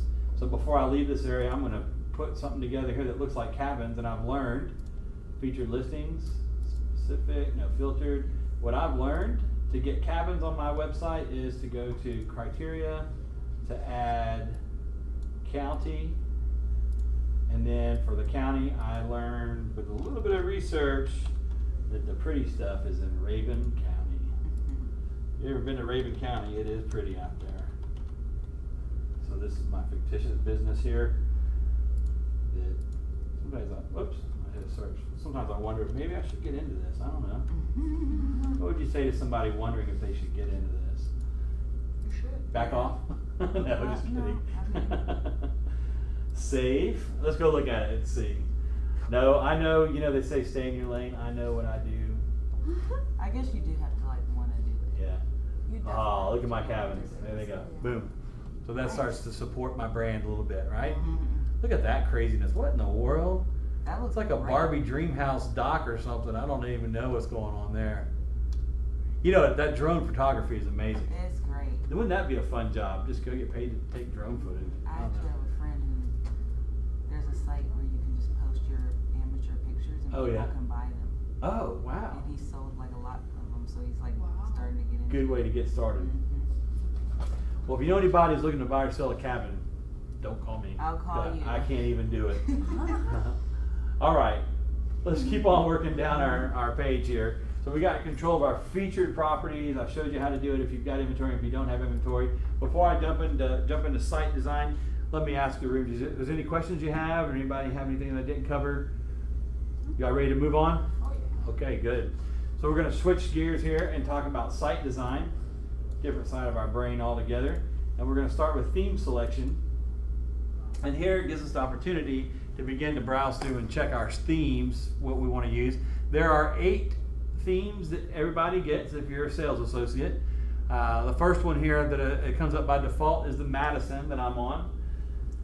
And you can browse the themes by just thumbing through these little arrows and looking. There's the Madison Metro, which is very similar to the Madison. It's just some subtle differences. In fact, I went to the Placester booth and asked the guy, what's the big deal? What's the difference between Madison and Madison Metro? And all he said was Madison Metro is just a little softer, a little bit more elegant. Okay. So then there's the Franklin. I don't know what all that meant, but there you go. Franklin and the Phoenix. I'm going through these a little quicker than you might if you're seeing them the first time. I'm just kind of getting everybody exposed to them. Fremont, Sedona. When you see one that you like, Sedona for example, if I like that, you can choose a color scheme. You can't be specific. You cannot say, well, I want a green banner up here and a blue button there and a yellow band down here. What you can do is choose these color palettes. Some of them are solid colors, some of them are combo colors. The designer chose these, the developer, whoever made the template. I'm going to put myself in this orange gray scenario. Oh, it's already on that. How funny. I'll do yellow. And I'm going to hit save. And then if I want to see my website now, I'll come up here, and we're currently seeing it in red Madison. If I recycle the page, it should come up in the Sedona with the yellow highlights. There it is. And there's what my page looks like in Sedona.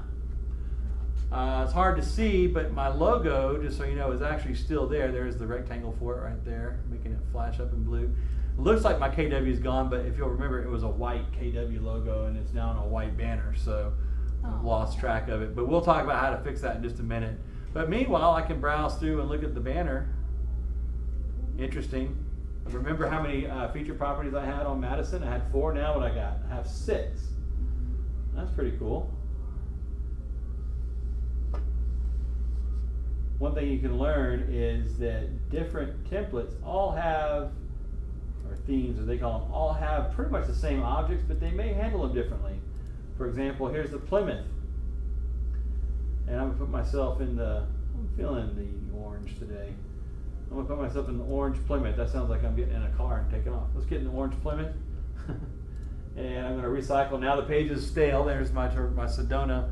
I'm going to come back and change it to Plymouth. And here's the Plymouth skin. Again, the banner has got a lot of white at the top. So I've lost my I don't logo. like that white. We'll fix that. It's a common complaint I get. People say they don't like the white. Yeah, I don't like that. Take a look at this. If I scroll down and look at my featured properties, this one now has, what, 11, 9? That's pretty cool. I like that. Ooh, I like that one too. Man, that thing, Carolina Street, Dillard, Georgia. Looks like a lot of rooms in that house. Anyway, so sometimes people are frustrated with that white banner, and I'll tell you that with the themes, if we're looking at theme selection, only the Madisons allow you to get a full colored banner. The Madison itself or the Madison Metro. The rest of them are forced to have a white banner. If I look at this Madison, number 2 of 8, the Madison, notice that beyond the colors, below the colors, I get this option number 3 that's not present on the other templates. And it's asking me to put a checkbox in what I want. And this is not saying, do I want a red banner? It's saying, do you want a colored banner or do you want a white banner? And if I choose a colored banner and then choose a color with it, like gray, it'll show the preview up here. See the colorization there, orange there. So this is always a red preview. I don't know why, it just kind of gets confusing. I've had people keep changing the colors and looking down here and it's not changing and they're misunderstanding what's going on. Well, that looks good. I like the blue. So only the Madison and the Madison Metro feature option number 3 to change your page header. If I look at Madison Metro, notice that the number 3 for Madison Metro has nothing to do with the banner. It's a statement. If I go back, Madison has number 3 as a page header, and number 4 is a statement.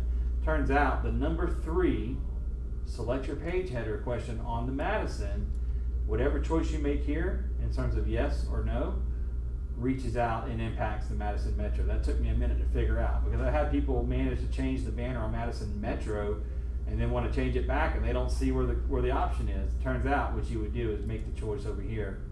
This number 3, it covers Madison and Madison Metro, and that's funky. That's just the way they did it though. So you can choose a full banner, full colored banner or not. I like the full colored banners. There's 8 to choose from if you're a sales associate. If you are a sales associate with the luxury designation, there's a 9th template for luxury. It looks just like the Madison, but it features a black banner.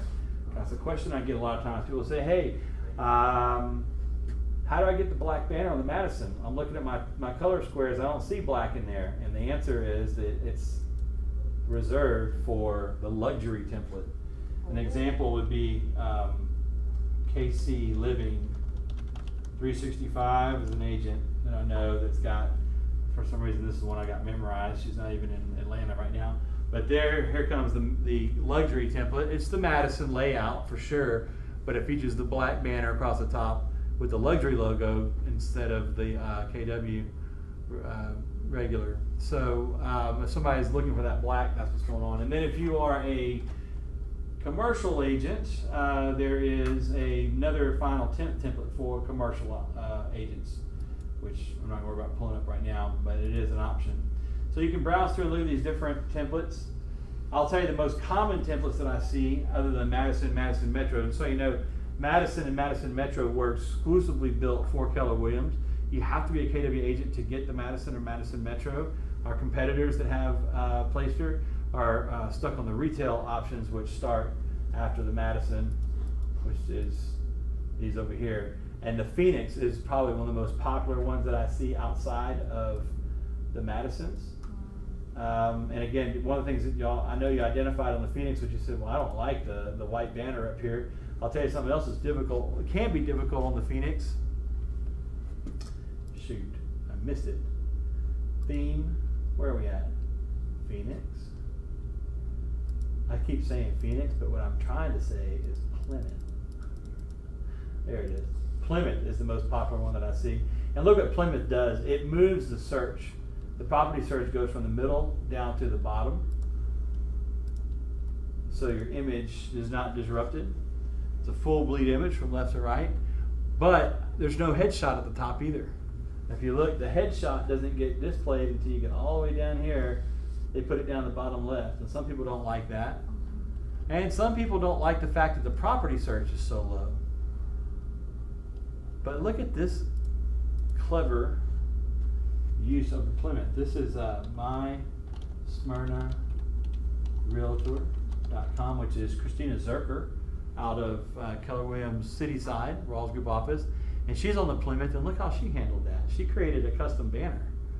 She did a really good job on that. Do you see how it's sliding? That's the typical slideshow. I just have one slide, so mine doesn't slide. This is more typical of the Plymouth. But look, I'll stop it here on her first slide. Love what she did there. Now, is that not sharp or what? So she loaded up, she loaded up a custom slide. And we're about to talk about slides here in a second, so I'll tell you. I asked her, I said, hey, how'd you do this? This is good, you know? She said, well, what I did was I went and took a picture of the patio on the left. Then she got clip art online on the right, got the home sweet home. And then she used something like Photoshop or photo editing, and she fused those two together. But it made a seam in the middle, right? So she had this ugly seam. So then she took a tightly cropped headshot of herself. See how tight that cropping is along her hairline and everything. She took that and she laid that over the seam to hide most of it. Looks great. And then she put in the Keller Williams Cityside logo on each of her slides. She chose to put her logo at the top. It's not an infraction, but she definitely needs to have, you got to have the GRET compliant logo on your landing page, and she put it on all of her slides, so I guess that is acceptable. But anyway, she fused all that together and came up with that original slide, and I was like, that is a really super duper slide. It's really cool. If you don't have Photoshop or a good graphic software program, one thing you might take a look at is Pixlr. Pixlr.com. And I usually drill into the Express. So it's Pixlr, Pixlr.com/Express. And it'll take you to this website here that allows you to upload an image and edit it. So if I can find an image here, let's see, downloads. There's an image there. I can upload that image and now I can get into it and manipulate it and mess with it. So if you don't have a graphic software, you can maybe get in here and use, there's all the different stuff. It's got lots of options and things to play around with. Pixlr.com give you some control over some of this stuff, copying, pasting, and resizing, cropping, things like that. So anyway, that's really clever, and I like the use of that site. So when you get a chance, go back and visit mysmyrnarealtor.com. It's a good example of a working Plymouth site. For mine, I'm going to continue working, continue working with my theme selection. I'm going to put myself back onto the Madison for now, so I can show some further examples. And I'm going to keep myself, I'm going to do the gray for now and move on. So theme selection. After theme selection, we get slideshow. If I click on the slideshow, this is what allows us to get control over the image in our main landing page. Now my slideshow begins with a custom slideshow. There it is, my cabin, and you're going to learn how to do that in just a minute. Don't worry about mine right now. This is where the built-in slideshows begin. It starts out with interiors. You should be seeing this if you're following along. So the interiors is a complimentary slideshow featuring 5 slides that I can preview by just thumbing over with this little arrow to the right. And I can see the various slides in the slideshow called interior slides. Then there's another slideshow after that called variety, which by the way is the default. Meaning if you just launched your site today and you've never made any changes, you start out with a red Madison with the variety slideshow as the default. And I can preview those images, those 5 slides. Then there's luxury, mid-price, which just yesterday, day before yesterday, I was in class, and the luxury and the mid-price, they must be getting a makeover because for some reason they're not showing us the preview. It's got a broken image there. I might could select it, I don't know, I haven't gone back and tried, but normally you get to see those images and you can slide through and see them all, but I think they're doing some work on that. And then there's the nature. Bless you. Thank you. So, One more. bless you again. Thank you. So if I want to choose one, I'm going to put myself on variety. I can choose select, and when I do that, it takes me to a second page that now allows me to put further consideration into each one of the slides. I can look at these and I can start analyzing each slide and decide what I want to do with them. I can look at this and say, yeah, these are all good, I'm happy with them. Or I can delete an image. I can change the captions on the images. The captions show up at the bottom left-hand corner. The built-in slides feature a caption already. I can make a link out of the picture. If I were to put a hyperlink in there, it would make that slide clickable. And whenever that slide slides across the page, if somebody clicks on it, it would take them to the link that you designate in this question here. In this room one day, I was in this market center showing this part, and somebody raised their hand and said, well, why would you make a link to a slide in your slideshow? And I was hurting for an example. I couldn't really think of an example, thinking on your feet. And this girl on the other side said, she goes, well, I know what I'm going to do with it. So everybody's like, what are you going to do with it, And she says, she says, this is her plan. I think it was beautiful. She said, I'm going to go in, I'm going to delete, here's the delete button. I'm going to delete every one of these images, and I'm going to upload replacement with my curb shot of my listings. Wow. And then put the hyperlink in FMLS. Well, she said, I'm going to change the caption to say, click to visit my virtual tour. And then I'm going to put the link to the virtual tour for that listing here. And I was like, that is super smart. What a great use of the images and links. I like what you said too about going to the FMLS. You could do that. You can go to the FMLS page. Hey, technically you could probably look at your own listing on your website and copy the details page and probably paste that in as a link. I bet you could.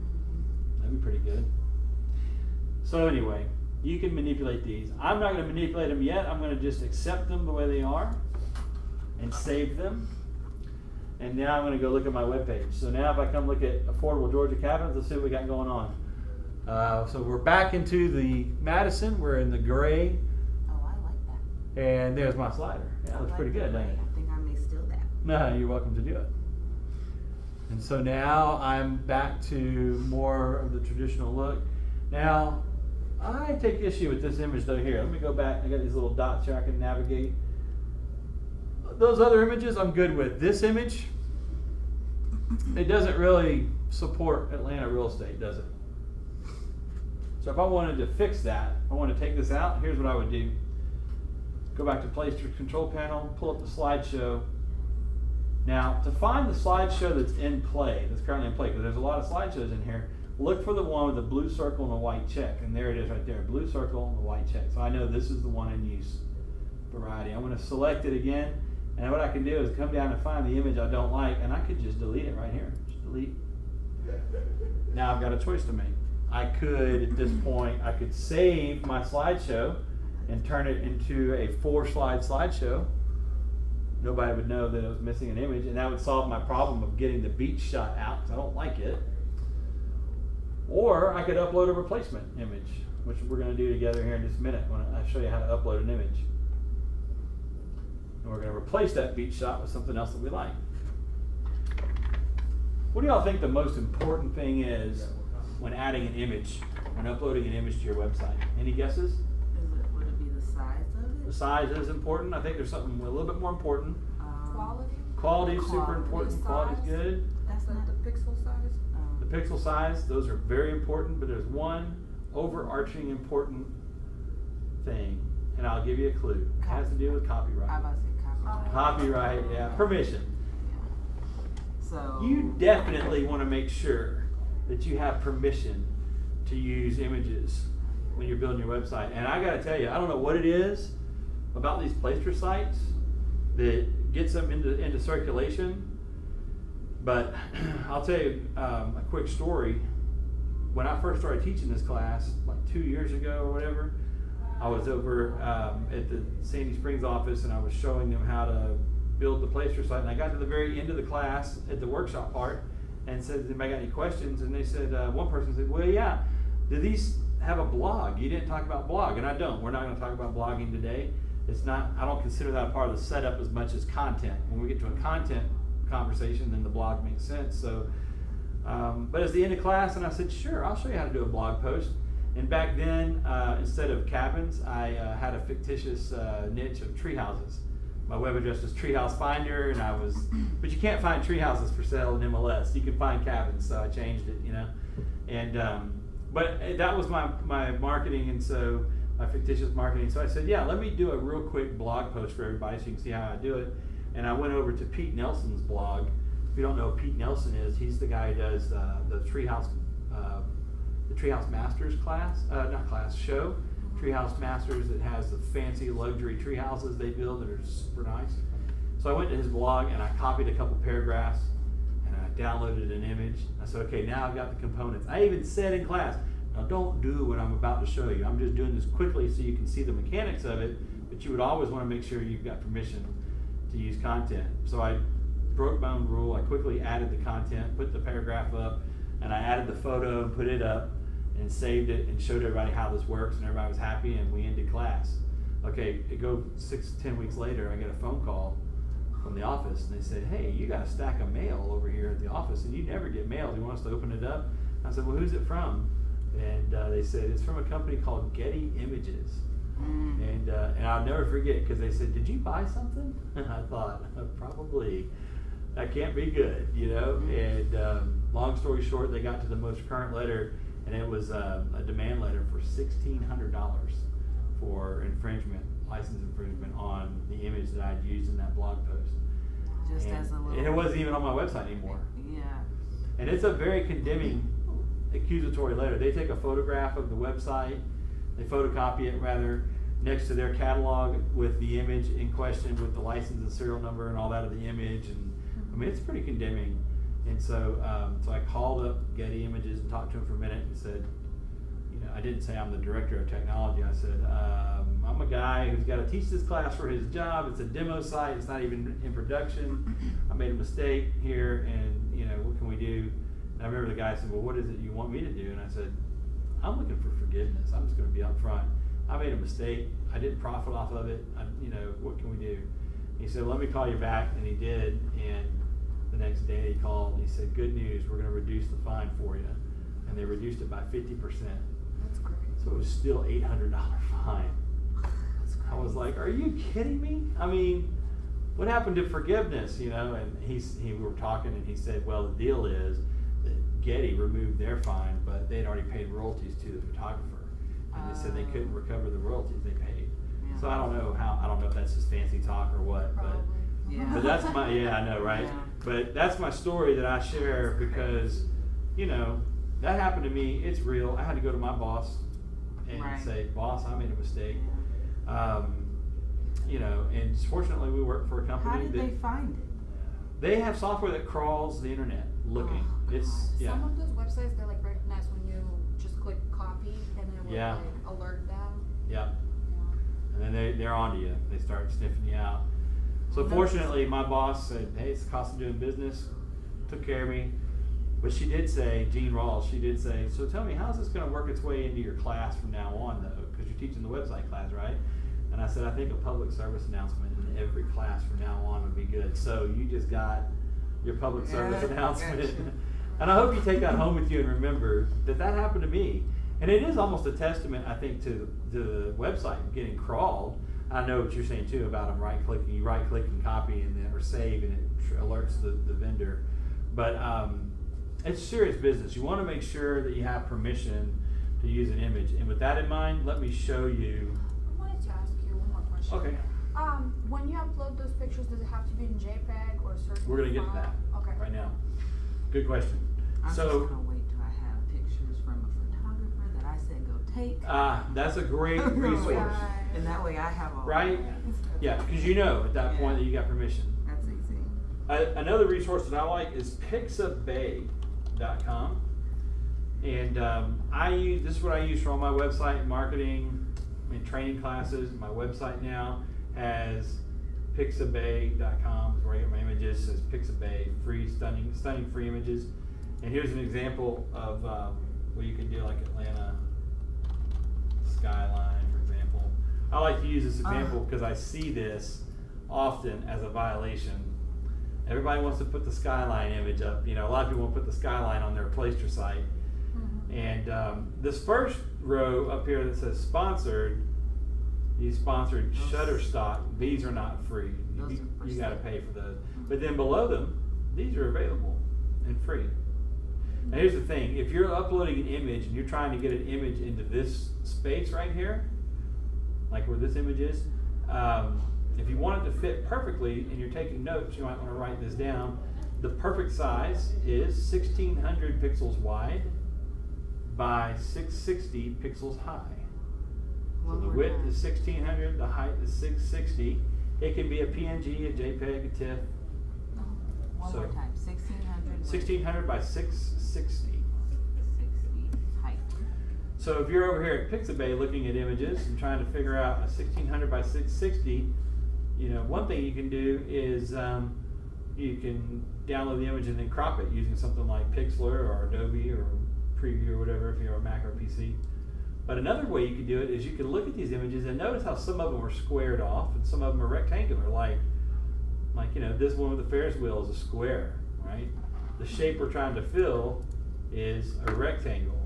So as a rule of thumb, I wouldn't want to put this image in there because it's going to get funky and squared off. Whereas this image here would probably do very well without even measuring it because of its aspect ratio, its width and a height.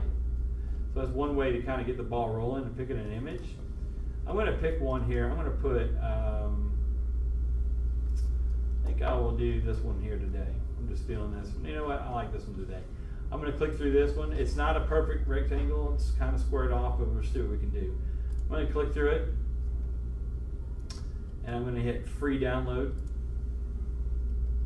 And it gives me some choices of size. Excuse me. 640 by 369, 1280 by 739, 1920 by 1106, and 2200 by 1271. Now here's the thing. If I'm trying to load up an image that's 1600 by 660, I want to keep that number in mind as I'm looking at my choices. Have you ever loaded an image that was small, too small, and you uploaded it and forced it into a bigger footprint on a web page or something? It gets pixelated, looks ugly, right? Whereas if you ever taken a large image and forced it into a smaller footprint, nothing happens to it. You don't lose the quality, right? So big to small is okay. Small to big is not good. So if you keep that in mind, 1600 by 660 is the perfect size, then you want to be looking for a number that's larger than 1600 by 660. In this case, 1920 is bigger than 1600 and 1109 is bigger than 660. What that tells me is I've got an image that's probably going to fit relatively okay. The 1280 by 739, my number's too small in the front. It's no good. The 2200 by 1271 would work as well, but here's the other thing. The higher the resolution, the larger the file. The larger the file, the slower the load time on your screen. Sometimes I'll see they'll tell me, oh, my Placester site is so slow. And what they did is they went out and they took a photograph of something with their camera at high res, and they've got some 3000 by whatever resolution image that they've just directly loaded on the website, and it's a 5 meg file, and it's going in lines. It's loading on the page because it's too big. So you want to try and get the smaller image without going below your resolution size. So 1920 by 1109 fits. That's our best fit. I'm going to hit download. You know what? If you try one and it doesn't work, try another. Just go back to it and try a different size and see if it works. You can bump your way through that until you get results you want. And then ultimately what you could do is you could download an image the larger size, drop it, download it, and then you could upload it to Pixlr and you could crop it specifically to 1600 by 660 if you wanted to. So that's another option. It takes a little bit more time to do that. But here we go. Notice I downloaded the image. There he is, downloaded to the bottom left. And didn't cost me anything. I didn't have to sign in. I didn't have to register. There it is, right? It's on my computer now. So now that I've got it, I'm going to come over here to Placester, and I'm going to, here's where we left off. I'm going to pick up where we left off, slide number 4, uploading an image. And I'm going to go find the nighttime Atlanta shot. There it is. And without cropping it or messing around, I'm just going to see what it looks like. It's probably going to crop the middle, more than likely, and I'm going to lose the point a little bit. But I'm good for now. That works. I'll just put a caption in there. I'm going to save it. And now let's go take a look. Recycle the page. It's stale now, so we want to recycle it and get the current one. And it's going to be the 4th position, so I'm waiting for it. There we go. 2nd one. 3rd one. The anticipation's killing me. There it is. Well, so what could I do about that? I could play with that. Just shift it up, I guess. Yeah. I don't know. Well, I could go crop it. That's what it But means. it almost makes it look stretched out. It does. It is stretched out, as a matter of fact. Yeah, it is. So if I went and cropped it perfectly, I could probably get better results. Mm-hmm. Maybe I just abandon that image altogether. Maybe that if I'm not feeling the effort to go through and fix it, maybe I'll just go get a different image. Maybe something that's a little bit more rectangular. Let me try that one right there. Download it. 1920 by 930. There we go.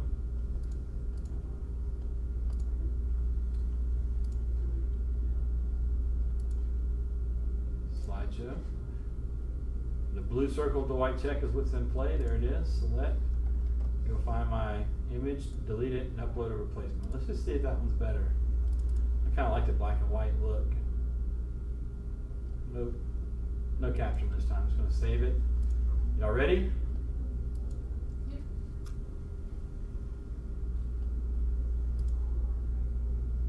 A little bit better. Something's going on. I know what it is. This screen is kind of funkier today. I don't know what's going on with the resolution on it. See how I can change zooming in and stuff, it looks differently. So something's kind of quirky, I will tell you. I've noticed everything looks stretched today anyway. I didn't fix it before class, so I think that's part of what's going on. But I think you get the idea where you can manipulate these images. You could get in there and crop them, make them fit perfectly. You can definitely use Pixabay to get some content in there and do it safely without exposing yourself to a problem. One more thing about being careful about images is you've probably done this before or know about going to Google and doing like an image search, right? There's a bunch of images. The trouble is these are probably under license and you may likely get in trouble if you start using them. And I've heard where people, and I used to do this too, where you go into tools and say usage rights, label for reuse, and say, okay, now these are legit and I can use these. And there's a scam that's going on that you got to be aware of. And I just heard about this at family reunion, Kelvin's family reunion last year. I was in a class and they were talking about images of all things, and they talked about this scam. So it used to be back in the day, you could go to Google, do an image search, filter it by label for reuse, and then according to the common license, you could use it. And it may say you require a citation, this image courtesy of so-and-so, but you could use it. And so the scam is what they're doing now, the con artists, what they're doing is they're registering these images as licensed for reuse, but there's terms on it, and the terms are that you must be on a domestic IP, domestic to the image to use it. And then what they do is they take the image and go host it off of the coast of, Bolivia or someplace that's a different IP address in a different continent, different country. And so now you're in America grabbing that image and you're not on a domestic IP from the perspective of the server, and that violates the agreement. And then they have a US legal team that comes after you. And that's the scam. So be careful. Don't think you're going to outthink the Google trick here.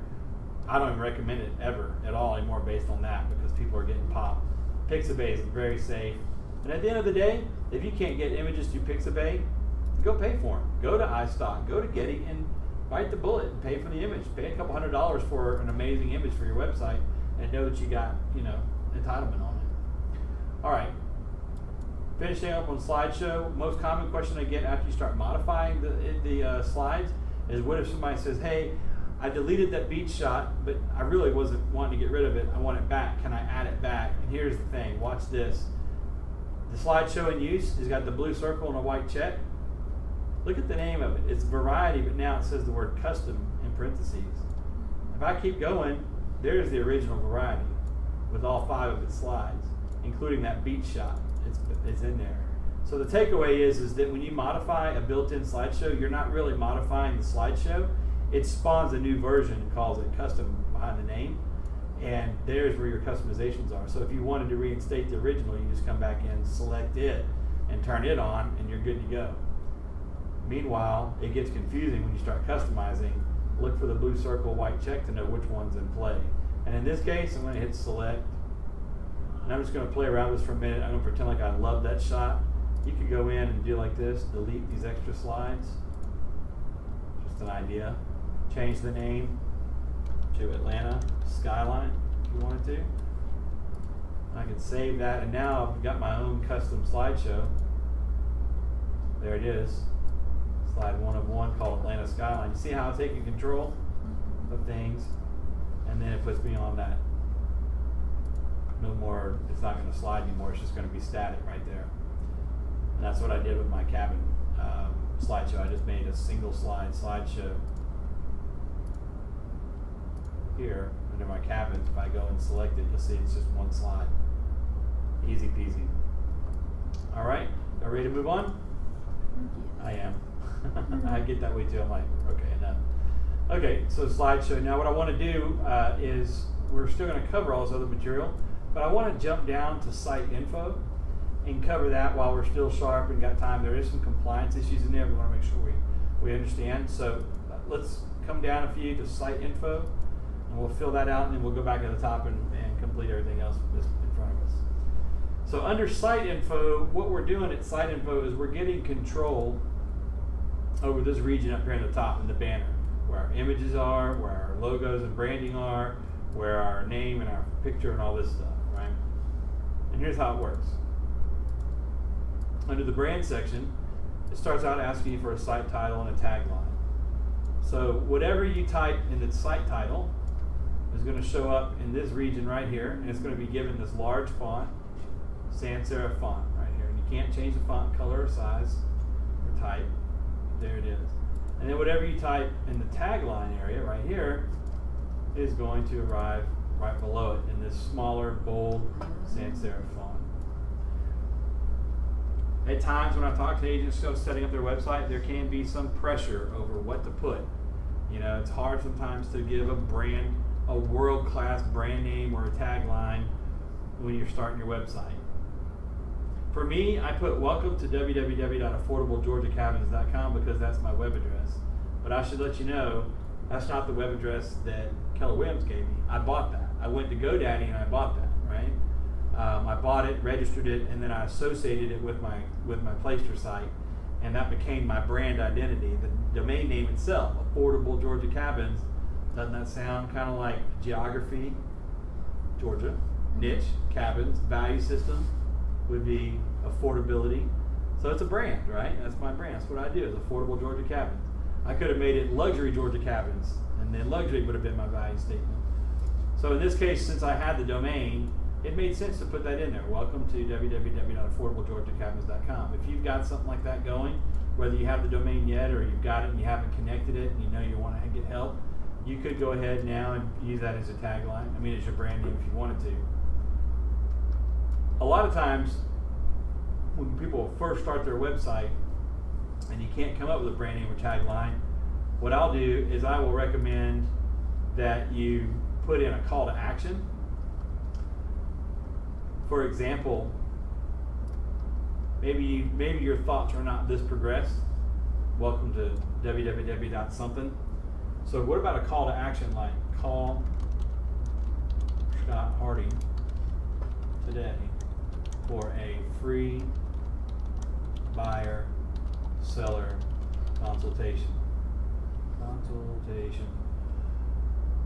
And then maybe for my tagline, you could borrow the KW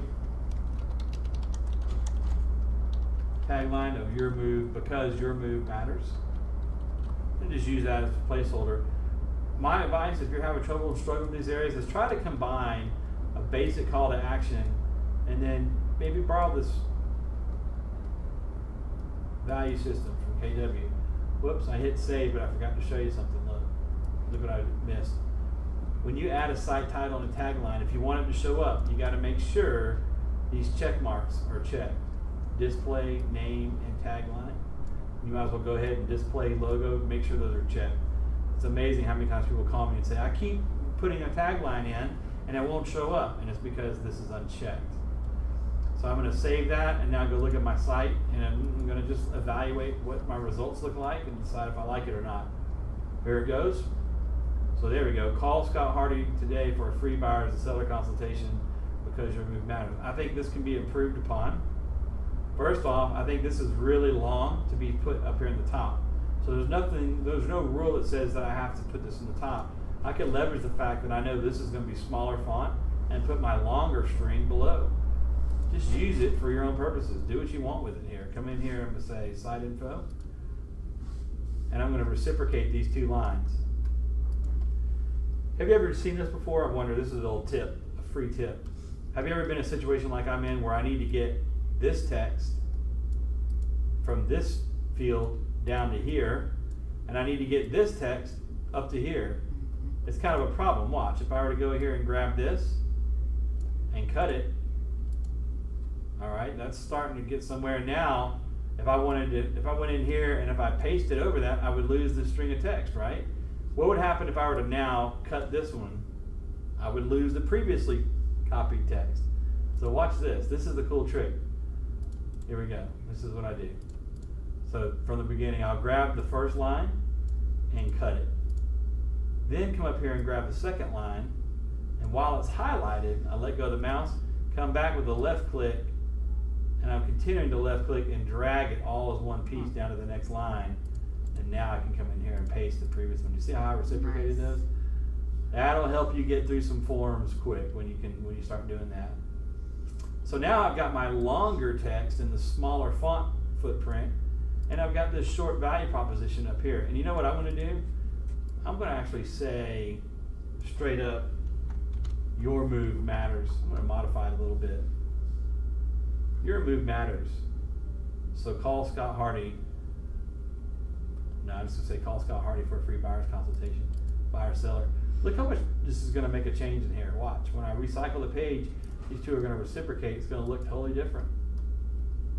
Doesn't that look way better?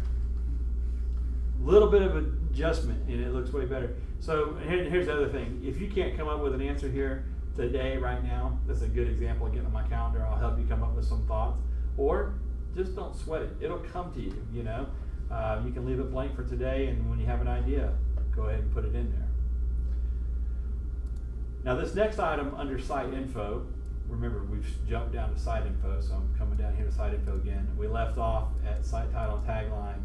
The next item is uploading a logo, and this is going to be important you follow this part along because we want to make sure we put a GREC compliant logo. I'm talking about this logo at the top left. So if we look at our options, I can upload a logo, but what I need to do before I can upload it is get my hands on a copy.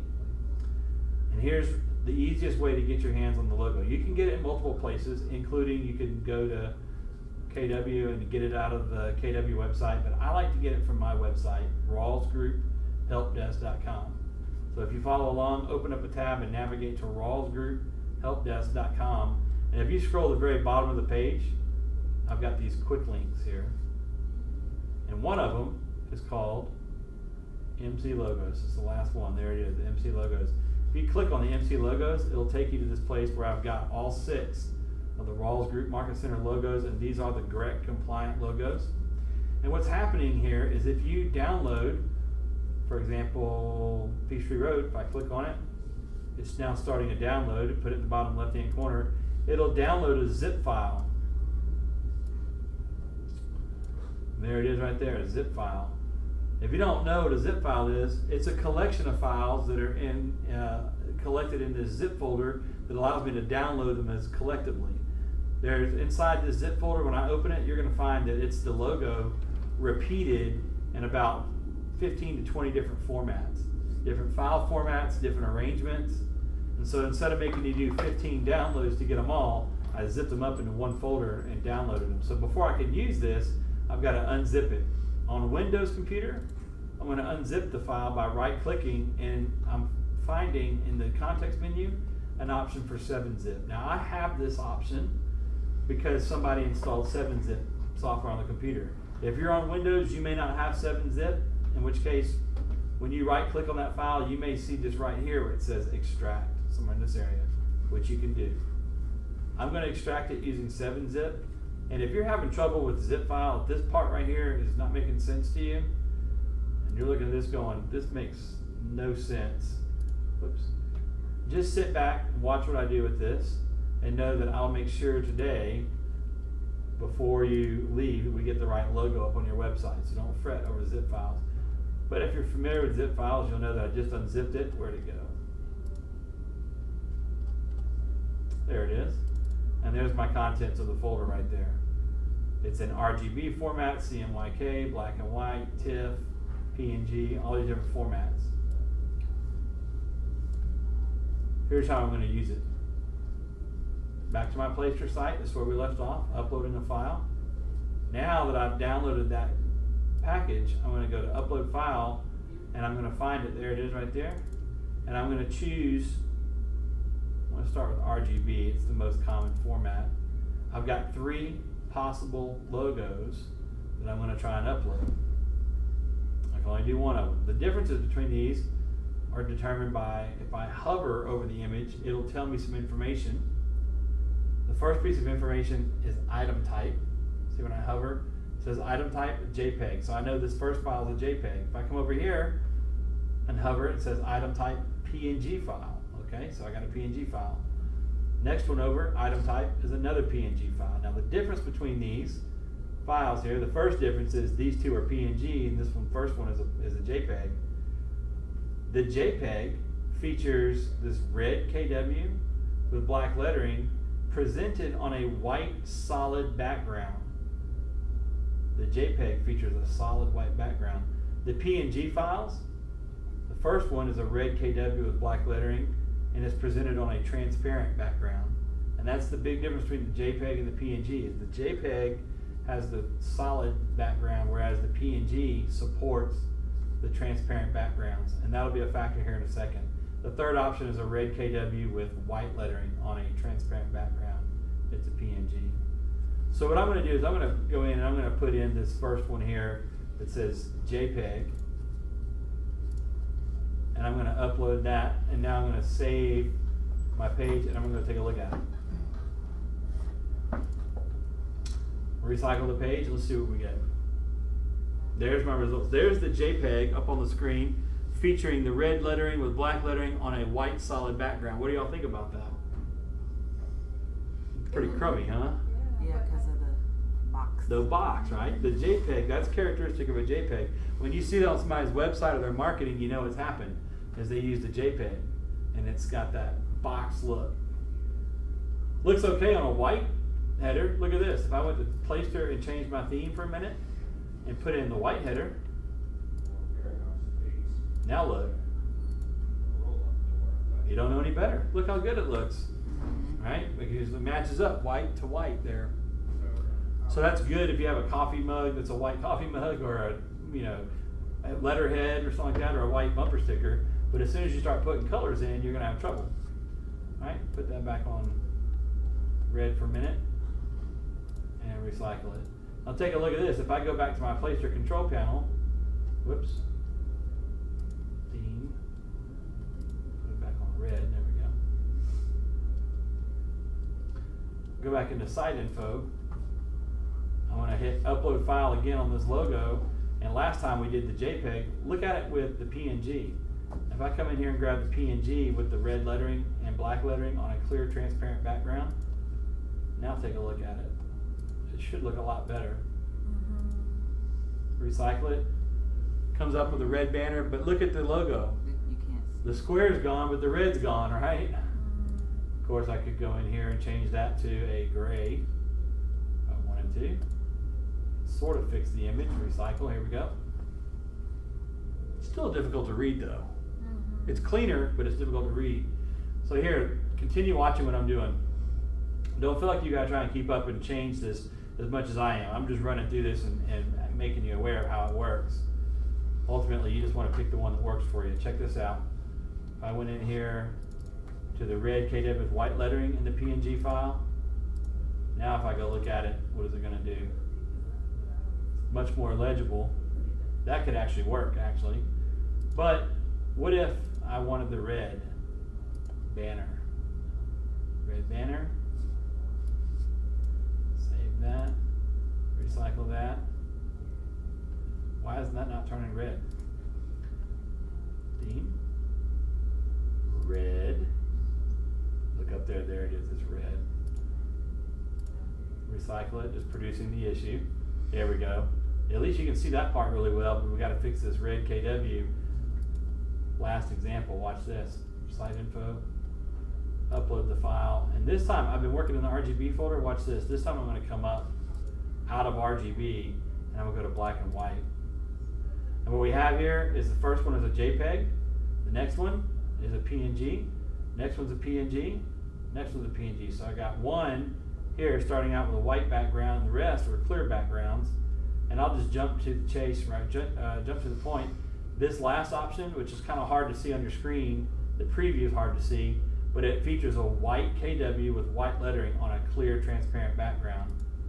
Look what happens when I load it up. You can kind of see there a little bit what it's going to look like. White KW with white lettering, clear, transparent background, and take a look. When I save it, recycle the page, tell me that doesn't look sharp, right? Finally, we got a really good answer. And the reason I take so much time on that and show that to you is because a lot of times people say, hey, I need to get the GRET compliant logo for Peachtree Road, and the item that I see get passed around is that JPEG, and it's limited to what it can work with. Whereas if you get the package, right, if you got this whole thing right here, and you get this whole link, and you're working with a vendor, and they say, hey, we're trying to print your t-shirts up, you got an office logo we can use? Send them this link and say, yeah, look through here, I've got it in all these formats, and let them pick the format that works. Instead of handing them the JPEG, and you end up, compromising on your marketing piece. So I like to hand this over to folks and say, yeah, look, go for the big link. You can copy that link right there and put it into an email. Say, yes, Mr. Vendor, I've got this logo in different formats. You want to do a billboard? There's a TIFF file in there designed specifically for billboards. It's awesome. All right, site info. We're still in site info. Y'all are doing great. I'm going to wrap this up before y'all know it. We just finished up with a logo. A favicon is an optional item you can add. You don't have to put it in there. If you don't know what a favicon is, if you look at these tabs at the top, each one of these tabs, like there's the Pixabay, this green image is the favicon. Over here to the next one is my website, Welcome to Affordable Georgia Cabins. There's the favicon right there, this red KW. Here's Placester's tab, and look, this gray triangle is the favicon for Placester. So what it is it's this icon, this image, whatever you upload here, will position it as a little vanity icon on your tab. And by default, there's not one in there. I created this KW one. I love this KW one because it's set so that it fits and works perfectly. It took me several revisions to get this to work. And if you want to get this KW logo, like the one I've got up here, it's on my website. You can just go to any page on my website, any page, and scroll to the bottom. Here's my search tool down here, and type the search criteria favicon, Favicon, favicon, or favicon. And when you search it, there's the result right there, favicon. If I click on that, it's a knowledge-based article that I've written about favicon. There's what it looks like in Safari. The icon goes in front of the web address. And there's the icon that I created. If you right-click on that and save it, save that image, and just put it on the desktop, for example. I'm just going to call that favicon.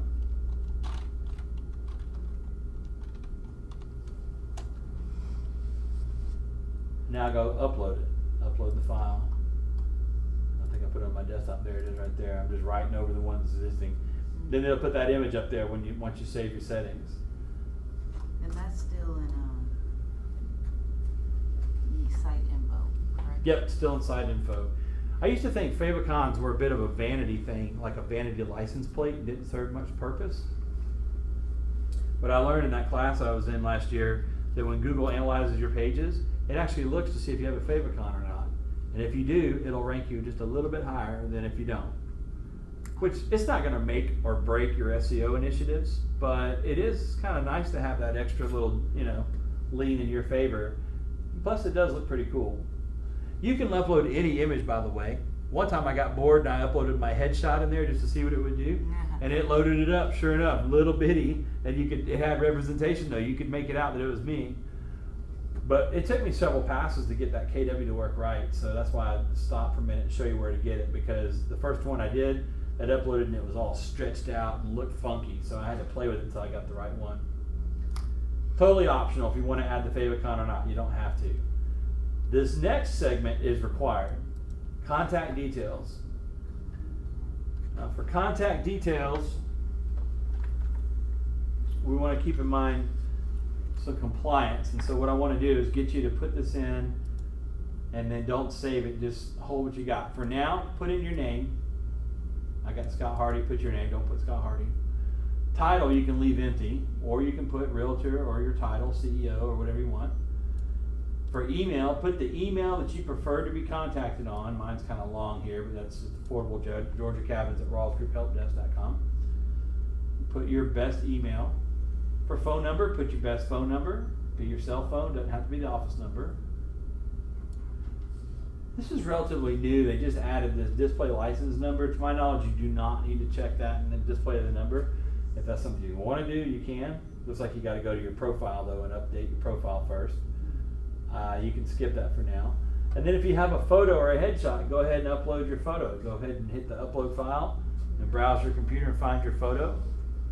If you're here today and you don't have a photo available at the moment, but you did have a photo in your KW profile, like I do there, one quick, easy way to just get a temporary file up there is to just go to your profile here at KW, and you could actually right-click on your own headshot and save the image to your desktop or someplace, and then turn around and re-upload it to your Placester site. That's a nice little trick if you came here today and you don't have your photo handy, but if it's on your KW profile, you can borrow it that way. Once you get your photo uploaded, come on down to office details, and I've got some work to do here. We're going to get this in correctly. Keller Williams, Peachtree Road is the name of this location, right? Peachtree Road. You can put it Keller Williams Realty Peachtree Road or Keller Williams Peachtree Road without the realty. It's your choice. I'm thinking about the banner up here, the logo. It says Keller Williams Atlanta Perimeter. Well, it should say Peachtree Road. There it is. Keller Williams Peachtree Road. The word realty isn't in the logo, so I usually match it to whatever the logo has. So no realty. I just put Keller Williams Peachtree Road. And if they spelled it out, which they did, look at that, R-O-A-D, I'm pretty much going to follow that too. I'm going to come in here. And that you may be able to slide on, but then again, you might not. I'm not sure. If you want to know for sure, ask Kathy Wood. She can tell you. Again, under office details, office name, Keller Williams Peachtree Road or Keller Williams Realty Peachtree Road. Office website, you can leave blank. But for the office phone number, we want to put the main number for the broker. What is that, 419? You don't know it? Yeah, 3,500. Is yours already in there? Your information's not already in there? No. What was it, 409-604? Mine says 3,500, but Yeah, it was 35. I know. Remember. it was already in there. But that's not 10 digits. 419-3500. Oh, it's like. What do you have? 404 419. Ah, 404. Gotcha. There it is. 404-419-3500. Yeah. Yeah. Whoops. Come here. All right. Office email you can leave blank. And then the office address, of course, it's going to be the 804 Town Boulevard. Northeast, don't forget that one. I'm going to say I'm going to copy it here off of their website. So here we go. 804 Town Boulevard. They don't have Northeast over here. Isn't that interesting? You said Northeast? Yeah. And my stuff was already in here. Well, it is compliance, and so agent services may have done that proactively for you just to make sure you got it in there correctly. So I'm going to put the Northeast in there, make sure we get this correct, make sure yours is correct, Atlanta, Georgia, and then the zip code 30319.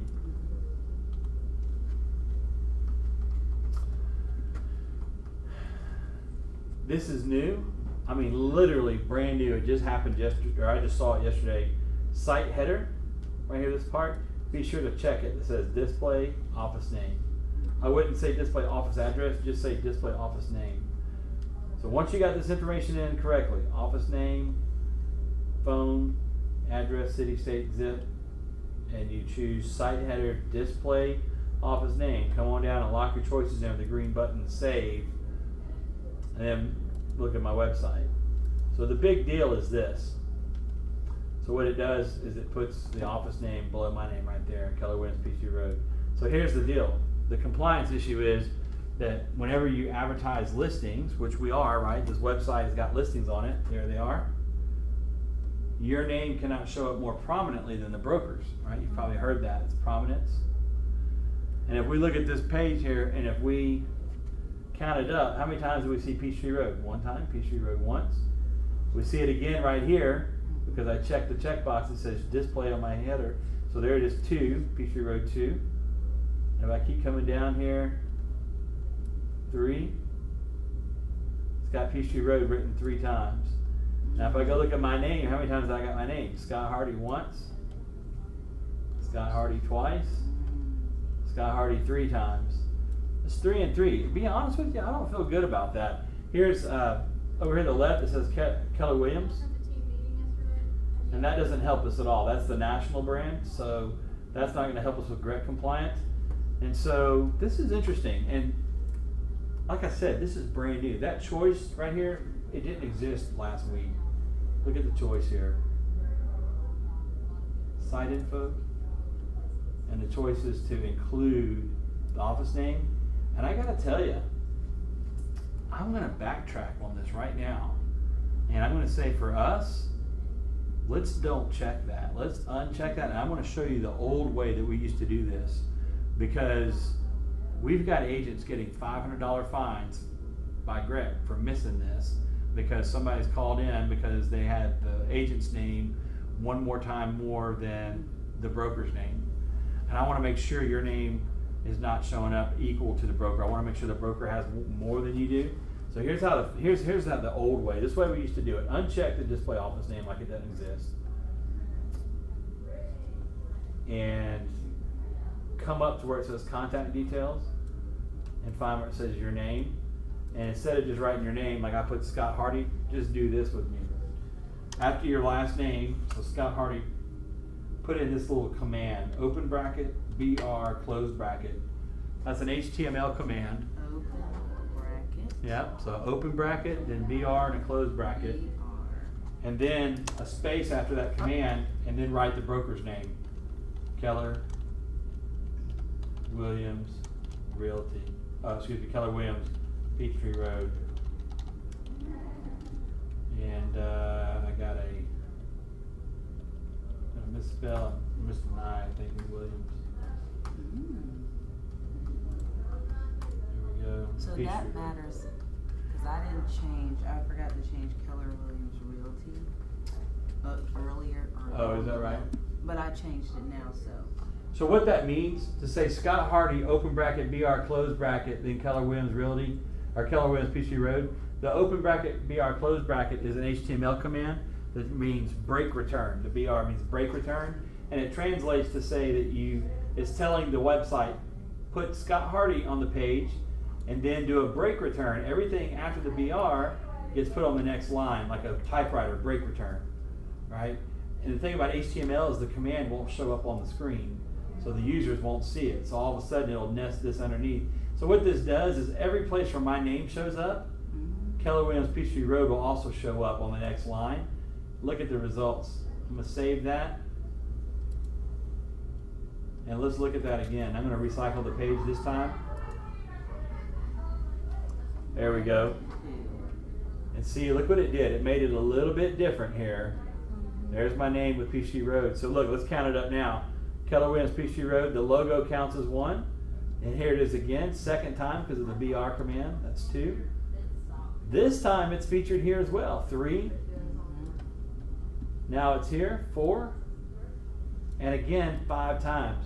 The old school method, what I just did, which is the way I'm going to continue moving on, because now it produced the broker's name 5 times on the page compared to my name 3 times. I feel good about that, right? Yes, So ma'am. I have a question about that. So go to your site.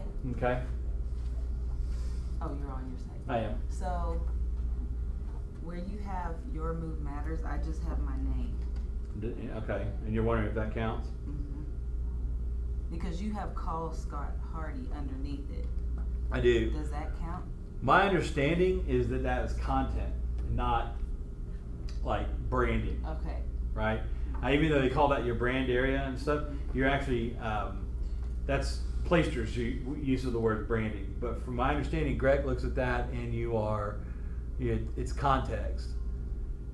If at any point you're not sure and you have a question, the smart thing to do is to run your website in front of Kathy Woods, because she's your qualifying broker, and say, here's what I've done, just want to make sure, or here's what I'm thinking about doing, I want to make sure that this is an agreement. And you know what, if I tell you to do something in class or suggest it and she tells you different, I would love to know that, because I want to make sure that I'm in check as well. But my understanding of it is that would be okay. I see where you're going with that question, but I think Okay. that's fine. So, do we need to show her the website as well for pre-approval? It is the best practice, yes. I think that might even be an office policy here. Yeah, I think it is too. Yeah, to say all marketing needs to get reviewed, so. 'Cause, Yeah, I I know would double marketing check. has to be reviewed, but I figured, Yeah, I'm gonna just. Yeah, I would double check with her. I mean, that's the safe bet. All right, So site info is completed, and we've got our site info compliant.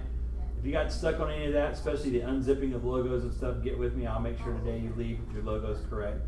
But let's come up from site info and work our way up back over here to certifications, where we left off, where we did our little jump. We'll go to certifications. And now you've got a gallery of certifications that you can browse through and pick. You can pick a maximum of 6. Now, mechanically speaking, you can actually click on more than 6, but it'll only show the first 6 left to right in descending order. If you have a certification that's not represented in the gallery, there's not much you can do about it. You can't add it, unfortunately. But if you see a certification that you possess, go ahead and click on it. Most everybody in the room would agree that they can add equal housing opportunity and National Association of Realtors. Make sure you don't misunderstand the ABR in the first square. That's not Atlanta Board of Realtors. That is accredited buyer's resource. I know sometimes we make a mistake and put that as thinking it's one thing, but it's really another. And then once you save that and then go recycle my page, we can go look at it. It should put it as a footer of my page towards the bottom. There it is, Equal Housing and National Association of Realtors, straight up. Real easy to put in there. Why isn't it letting me go back to? All right. Certifications, that was a real easy one. Social networks is fairly easy as well. We'll get to that pretty quick. Social networks, when you click on it, it brings up a list of familiar social media channels, Facebook, Twitter, LinkedIn, and so forth. And what we're doing is we're activating those icons. For every icon that you complete with a link, it'll show up on your website. So look at Facebook for a minute. What's going on here is for the Facebook icon, it says facebook.com/ and then after that is an editable field that I can write anything I want. And what they want is they want you to put your profile identification in there so that it ties the icon in to your profile. Now in this scenario, if you look, all my answers are Keller Williams answers. Well, the reason is because my social media pages really isn't ready for business. My Facebook and Twitter is gardening and dirt bikes and talking to my dog and things that really, I mean, they're social, but I didn't want to put them on my business page. And so what I did is I borrowed Keller Williams because their content is great. Take a look at this. If I were to go up to kw.com and look at the customer-facing website for the company, kw.com, scroll to the bottom of the page, and there's a collection of social media badges, and there's their Facebook. If I click on the Facebook icon, it takes me to the Keller Williams International Facebook page, where it's very well done, it's very professionally done, and the content, I'm not worried about my consumer being here because it is not lead capture and it's not sales oriented, it's the culture of the company. And so if I wanted to have a Facebook icon on my website that connects to the Keller Williams profile, I look up here at the address, facebook.com/ and then after the slash is Keller Williams Realty. So there's where I got my answer. Keller Williams Realty, I popped it in there. If you wanted to connect your Facebook page, not Keller Williams, but yours, then go visit your Facebook page and look at the address just like I did for Facebook. Study the part that goes after facebook.com/, and it may say Scott Hardy or whatever your name is. Copy that last part and go put it into the Placester question right here. Answer it right there in that field.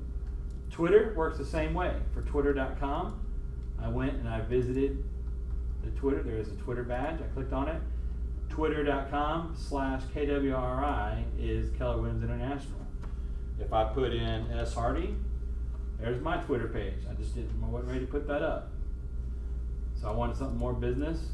So I went and visited KW's website and discovered the KWRI part. Twitter.com/ there it is, KWRI. Now I've got an answer. And again, it's very professionally done. It's not lead capture, but yeah, it's the culture of the company. I feel good about it. So I put in the answer KWRI. I pasted that in. And it just works for the same other social media channels. LinkedIn.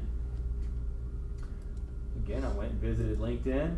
This one here, don't be thrown off. It's a little bit different. It has extra string of text here. It says linkedin.com/ and then company /Keller Williams Realty Inc. with dashes in the middle. Just copy the whole thing.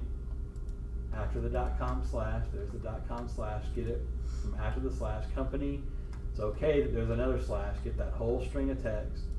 And once you have it, come back over to the Placester and paste that answer into LinkedIn. All right, same thing with your own. If you went to your own LinkedIn profile, look at linkedin.com slash and get everything afterwards. Look at this, I made a mistake. Look closely here what I did. I almost saved it incorrectly. Yeah. Look at LinkedIn, what did I do wrong? Got extra. Yeah. Underscore or what you call it, slash. Slash, they know the slash, they put it in. So for me to have that slash in front of company, just an error on my part. I just made a mistake, I'm gonna fix it. So I've got the answers for Keller Williams up there. If you leave one blank, like I left Pinterest blank, then it'll just leave your Pinterest icon blank. YouTube, I put user/Keller Williams, and Instagram, I just put Keller Williams Realty. You can add yours for your own, or like I've done, and you can always go back and change them if you did Keller Williams. Change them when you're ready for your personal site. Yep, YouTube is user/Keller Williams. And I'm going to save that. And now if I go look at my website and recycle it, I should have in social media badges activated for all those that I answered, and no badge for the ones I left blank. And it puts it on this template, it goes into Madison, the top left corner, and at the bottom right corner. There they are. Social media, that's pretty easy too. Hardest part is going and finding all your links. So if you're having trouble finding your social media badges, excuse me, I said that wrong. If you're having trouble finding your social media profile links, let me know. I'll work with you before we leave today. Make sure you get them connected. All right, let's talk about menu. Come down from after social networks, we're not going to worry about search forms. We're going to work on our menu. It should be gray. That's a bug too. I don't know why they've got it in gray, but it works if you click on it, menu. And this opens up a map of your website menu. Take a look at my website here. I'm going to close some of these extra pages. It's getting crowded up here. So what we're talking about when we click through the menu is we're getting control over this region right here where these menu items are. And the first thing I would teach you about the menu is that you can change the labels on the existing menu buttons. Now mine says home and about Scott. Yours probably says home and then about. And what happened was I showed everybody last class how to change an about button and then forgot to reset it. But I'll do listing search. I'm going to change the listing search button. Right now if I click on listing search, everybody should have a built-in listing search button. If I click on it, it takes me to a listing search, an advanced listing search. If I wanted to make that a little bit more engaging, I would change the label of that button. Here's what I'm talking about. If I go to my Placester control panel and find the menu item, there it is. Here's a map of all my menu buttons: home, about, listing search, contact, and then so forth. A couple of custom things, but these first ones here are built in. Look at listing search. If I wanted to change the way that button looks, if I click on it, it opens up and I've got this label. The label, whatever you type in the label is what presents to the user when they see the button. Doesn't have any bearing on the action behind the button, it just changes the label. So if I want to make this more engaging, I could say instead of listing search, maybe I could say find your next home right now. Whole nother level of engagement, right? Now my button is more of a call to action. And I'm putting that in there mostly because I want you to learn about changing the label. Not that I'm saying you need to change it specifically to that, but you can see now if I recycle the page, watch right there, my listing search button just changed, there it is, to this whole, whatever I wrote in the label is what the button's going to be. It still functions the same. So I can relabel these things. About Scott, it's my bio page. I made it a little bit more personal, said about Scott. But maybe if I wanted to put it back to the original, I could come into menu, I could find the about, and I could take the Scott part out of the label. Maybe I have a team about the Hardy team. I could do that if I wanted to, if I had a team. You could just, the point is you get control over those labels about the Hardy team. See how you can change that behavior. The other thing that you can do is you can reorganize the buttons that are existing. Maybe I want Find Your Next Home to be in front of About the Hardy Team.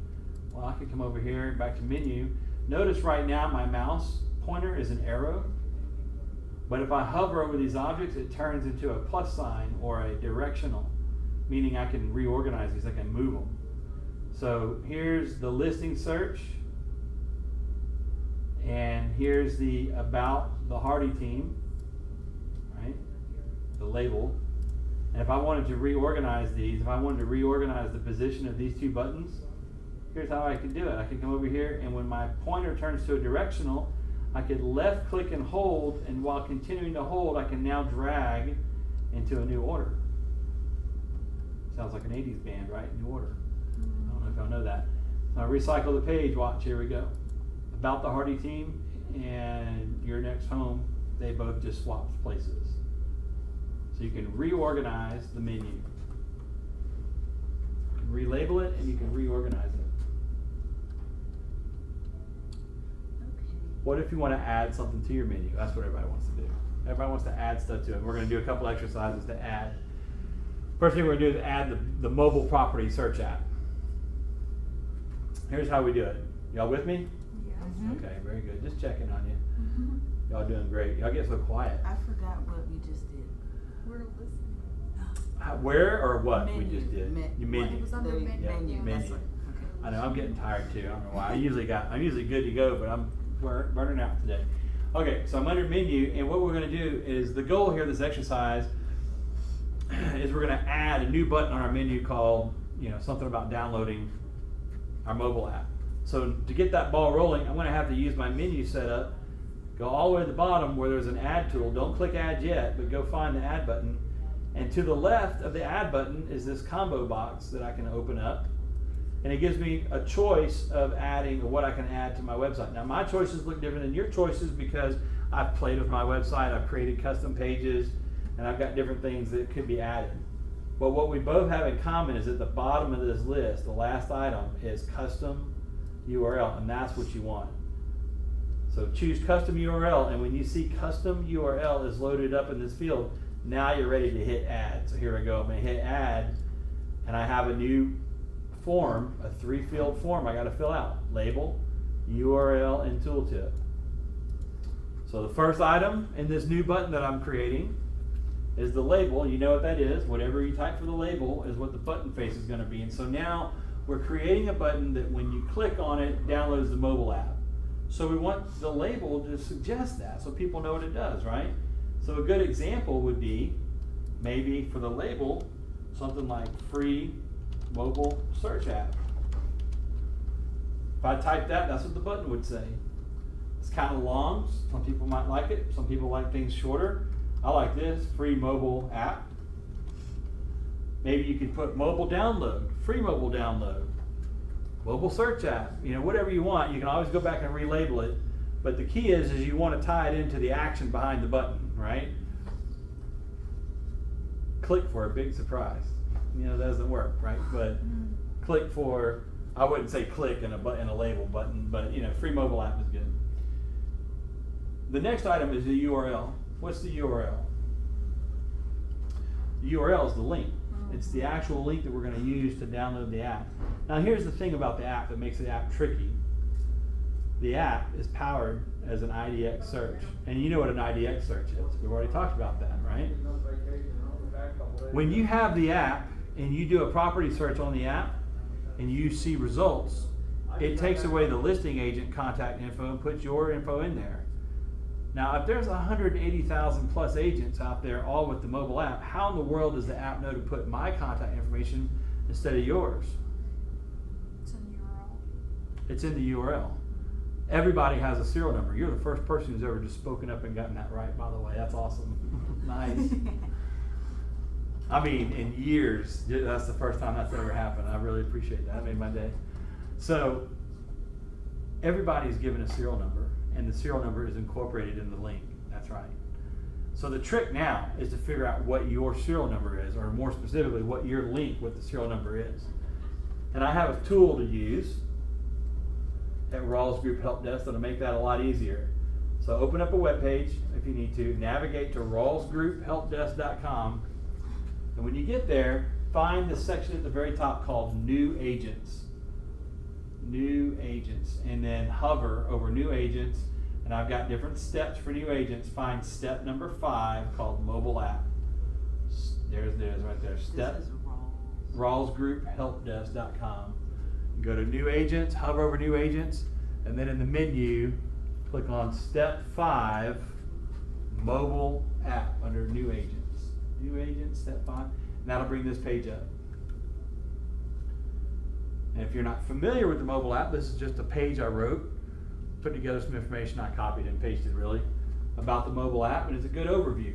But down the page, if you scroll down towards the bottom, is a section called Section 2, Where to Find Your Agent Code. And there's this image. Look for this big graphic. When you see the big graphic right there with the QR code on there, click on that graphic. And when you do, the page that loads up should reveal your serial number, also known as your agent code, and more specifically, the mobile URL that's registered for your download. Sometimes people get to this page and it looks like this. So if you see that where it's the page but it's missing the components, you may have to open this field up and specify your market center real quick. But hopefully you're looking at this QR code and agent code and URL, and now you have what we need. I can test this link. Here's the link. This is what we want. I'm downloading this link right here. I'm using this link. I'm going to copy it. And if I want to verify that this tool has successfully figured me out, here's how I can test it. I can copy that link, open a new browser window, and go visit the link. Paste and go. And this is the download page, and I'm looking in the middle. There it is. My name, Scott Hardy, Atlanta, Georgia. So I know, yes, this indeed did figure out my link. So I would test it if I were you, just to make sure that you see on your download page your name in the middle. If you see something different, let me know. Yes? And if we have the app, can we go in the app and get the code? You can. Okay. Yep. The app, I believe, does show the code someplace. That's going to be cumbersome for this exercise, though. It's going to be a lot easier if you go to my website and hit the link and copy the link, because you're going to need to paste this link in a second. It's not. It won't let me hover over new agents. You're on a tablet? I'm curious. Okay. I just revised my website. I'm curious to see the behavior. What's it doing? It's just not letting me. Everything else is working. I'm going to do a long press on it.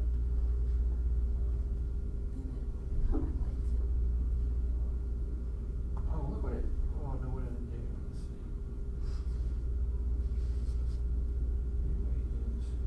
Huh. On the search field there, type step 5. Just step in the word in the number 5, a space after step 5, and hit enter and see if that doesn't take you to it. Did it find it? Mobile app. So this is the download page for your mobile app, and this is what it looks like if you do if you use a computer to see the download app. I can't even talk. If you see the download page on a computer, did you get it? Let me get her done real quick. Oh yeah, you're on it. Scroll down. Oh, I didn't scroll There you far go. enough. Yep, tap on that image. There you go. You're there. Sorry. So it's a mobile responsive page that can tell. And if you're on a computer, when you visit the download page, it looks like this. Because the software doesn't work on a computer, right? It works on a mobile phone, it works on a tablet. And the idea is they're like, oh, you're at a computer trying to download, and they want you to put your phone number in to send the link. That's not the point of this exercise, though. The point of the exercise is I wanted you to verify your name, just like I verified my name, so we know we got the right link. Had I visited this web page, same link on a mobile device, it would have been a completely different experience. It would have begun the download for my Android or for an iPhone, depending on what phone you're on. So I know now I've got the right link. I'm going to come back to Placester, and here's where we left off. We got our label, and now I need to put a URL in. And I've got it. I've got the answer. Now we're going to paste our answer in there. And your URL looks different than my URL because they're serialized. I've got a label now. I've got a URL. Now I need to get a tooltip in there. It's optional, actually, tooltip. I don't care for tooltips so much. I don't like the way they look, but it does serve some functionality. The idea behind a tooltip is whenever your mouse hovers over the link, if there's a tooltip, it'll produce a bubble of information explaining what's about to happen or give a tip. You don't need to put it in, but I'm going to put one in just so you can see it in action. And in this case, we just talked about the fact that the mobile app is a mobile product, not a desktop software. So for my tooltip, I'm going to say, be sure, this is just an example, I'm not telling you to put this in. For mine, I'm saying, be sure to visit this link using your smartphone. All right, that's an example of maybe putting a tooltip in. Here we go, I'm going to hit save. I'm going to go look at my page, I'm going to recycle the page. I should now have a new button appear. There it is, free mobile app. And look, if I hover over it without clicking on it, there's the tooltip. Be sure to visit this using your mobile device. Yay. Now there's two reasons why I want to add this as an exercise. One, I think it's very valuable to have the free mobile app button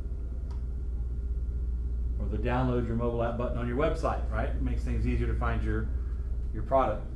But the second reason is there is a notorious bug with the system when you're adding a link.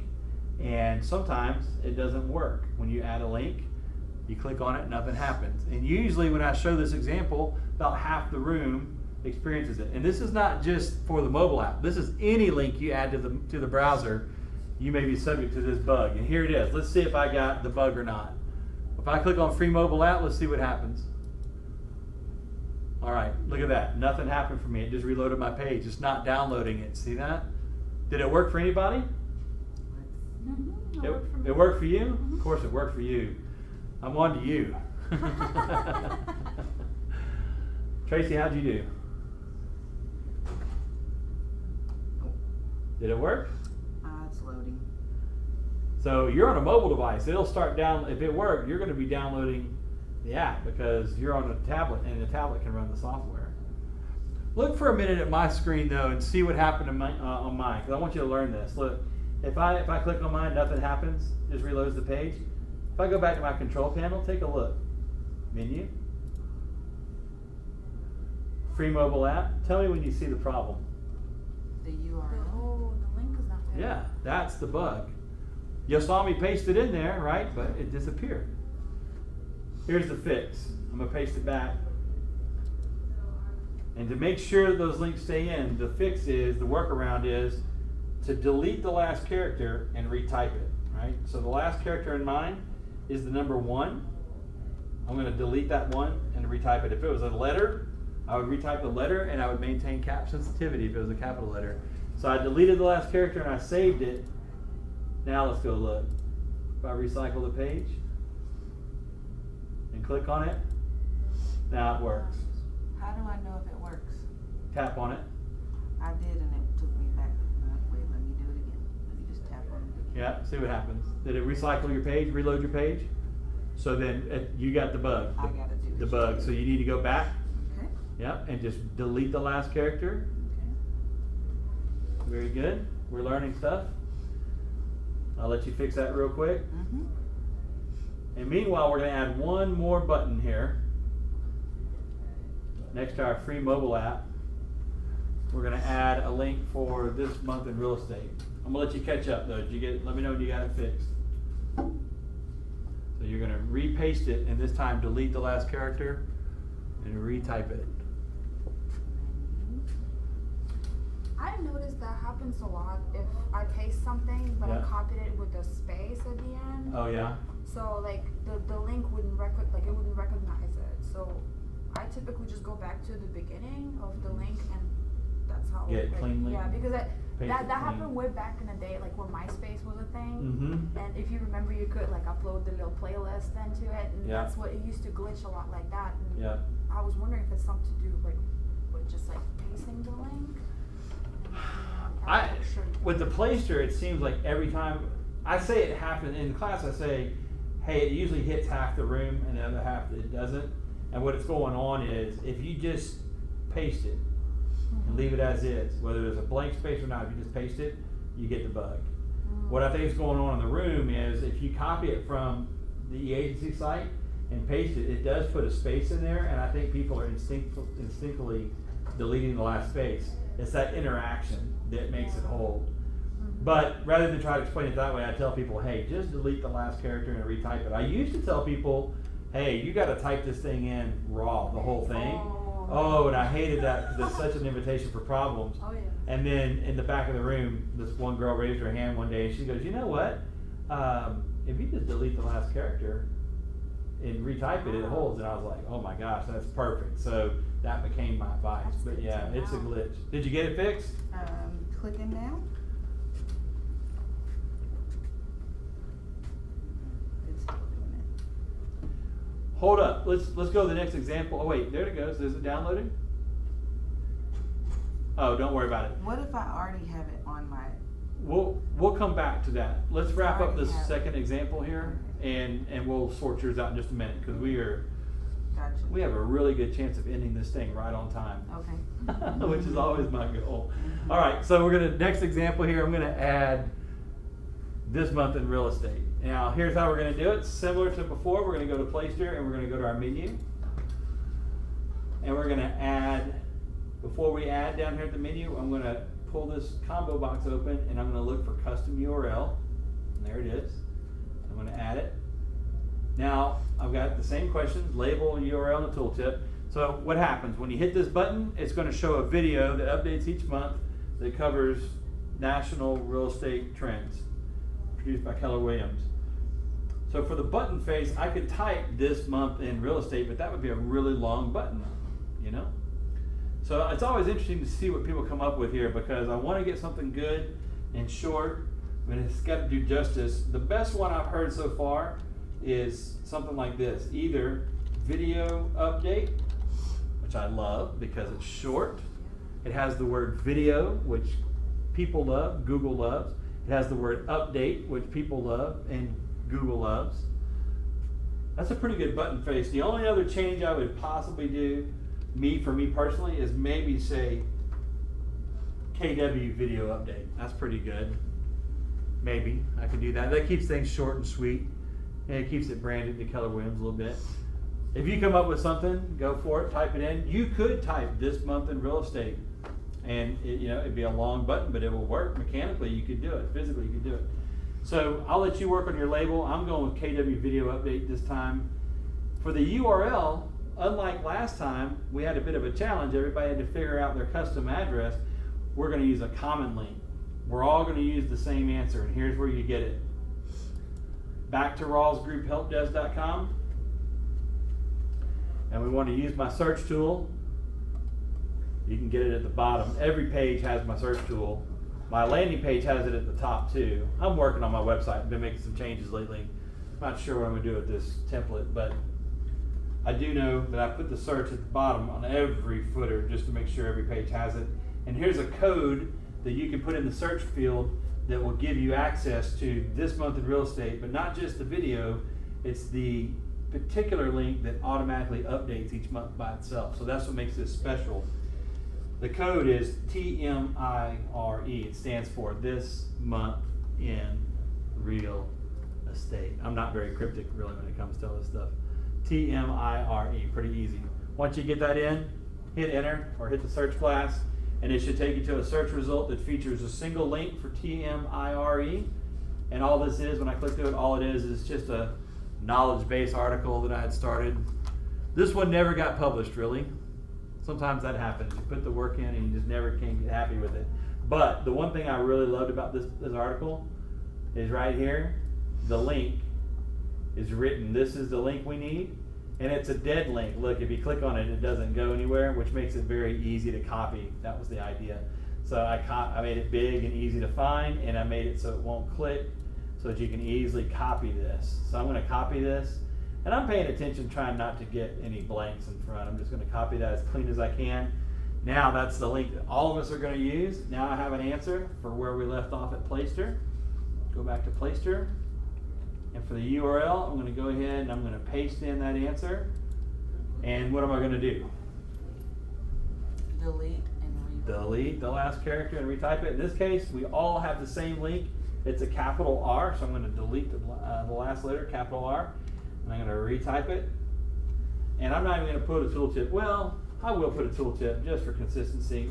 In a real world, I probably wouldn't. But here, an example could be check back each month for the next installment of this month in real estate. Boy, it's getting long. I'm just being silly, really. All right. So we got a label. We have a URL. We have a tooltip. And I got a save button, a green save button. I'm going to lock that in and go look at my website. Recycle the page. I should now get a new button. There it is. KW video update. There we go. Click on it. And there's the video. Sure enough, it worked the first time. I'm going to hit play. Welcome to This Month in Real Estate for July 2018. There we go, for July 2018. And this will update Here are in just August. a few of the national real estate numbers we're tracking for you. So there's a little bit of experience adding some additional buttons. I'll show you one more example since we're doing good on time. Sit back and watch this one. You can add buttons and they start it starts getting cluttered. And a common question people ask me is, hey, how'd you do that nested button here for like affordable locations? How'd you get that? And I'll show you what I'll do is I'll nest these two just for fun so you can see how that gets done and it'll just be informative. So watch this. Don't try to follow along necessarily. Just watch what I'm doing and then we'll wrap up. We'll be done. So if I wanted to get these two buttons, free mobile app and KW video update collected underneath a button, what I would do is basically create a parent button for the purposes of housing them, and then I would move them underneath it. So here's that process. I'll do it for you real quick. I'm going to go to my menu, and this time I'm going to add something, but this time it's different. I'm not adding a URL. I'm going to go to the add button and click this expansion, and I'm not going to do URL. I'm actually going to add something called a homepage button, and there it is, home. So I'm not adding a button that takes me home necessarily as much as I'm adding, it's the class of object. It's a home button. I'm going to click add, and there it is. This time it didn't ask me about the URL or anything like that. It just added a button called home. And as all buttons can be, I can label this.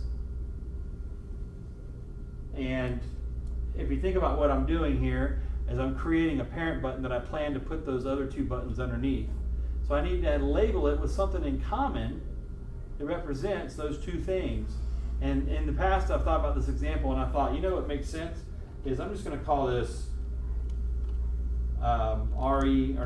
resources,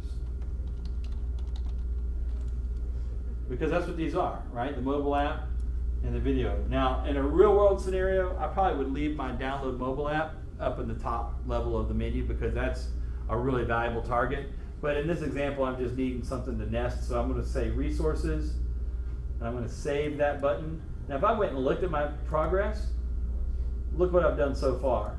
If I recycle the page, I'm going to get a new button called resources. There it is. So I'm making progress. The idea is I'm going to get these underneath. I'm going to move these underneath here. And so here's how I'm going to do it in real time, in real life. Go back to my menu. You see how these are indented? That indentation means it's a nested button. So these buttons here are nested in relation to this one. So what I'm going to do is I'm going to get these two, the free mobile app and the video update, underneath this home button. This one's my resources home button, so just to be sure I'm on the right one. Here's how it works. I get my mouse pointer that's an arrow now, and I'm going to get it to be the moving icon, the directional. I'm going to do a left click and drag, not between, but on top of the home. Do you see how the dotted line now surrounds the home button? Now I'm going to let go of the left mouse button. Here we go. And it dropped inside and indented. That established the video update as a nested button. Check it out. If I recycle the page, my video update is going to disappear, and it's already now a part of resources. See that? So if I want to get free mobile app underneath there, I'm just going to follow that same process. Menu. And I'm going to get free mobile app, and I'm going to get it dragged down underneath there. Now at this point I can drop it on top of home, or I can actually put it between home and video update, and it'll find its home. There you go. So now I've got two buttons that are nested underneath. That's just an advanced little tip. Resources now has both of those underneath there, so you can see how that works. In case you want to start consolidating the room on your toolbar. All right. Well, folks, I have showed you everything I plan to show you today with a little bit of time to spare. It's always a challenge to end right on time. It's wonderful to end with a few minutes to spare. And we're going to shift gears. I'm here. If you need me, I'm not rushing out. If you've got a specific question, happy to come around and answer your specific questions. I know there were some things that we were pending over here. I hope your website has developed, and I hope you've gained some understanding and knowledge today. And I forgive y'all for asking so many questions. Okay? I'm not going to hold that against y'all. It's amazing how questions directly relates to how long this class goes, though. You can get off in the weeds real quick. So I'm going to also go ahead and tell YouTube goodbye for those of you that were joined in with us. I'm going to go ahead and dismiss the stream. Y'all have a good day. We'll see you on the internet soon. Bye.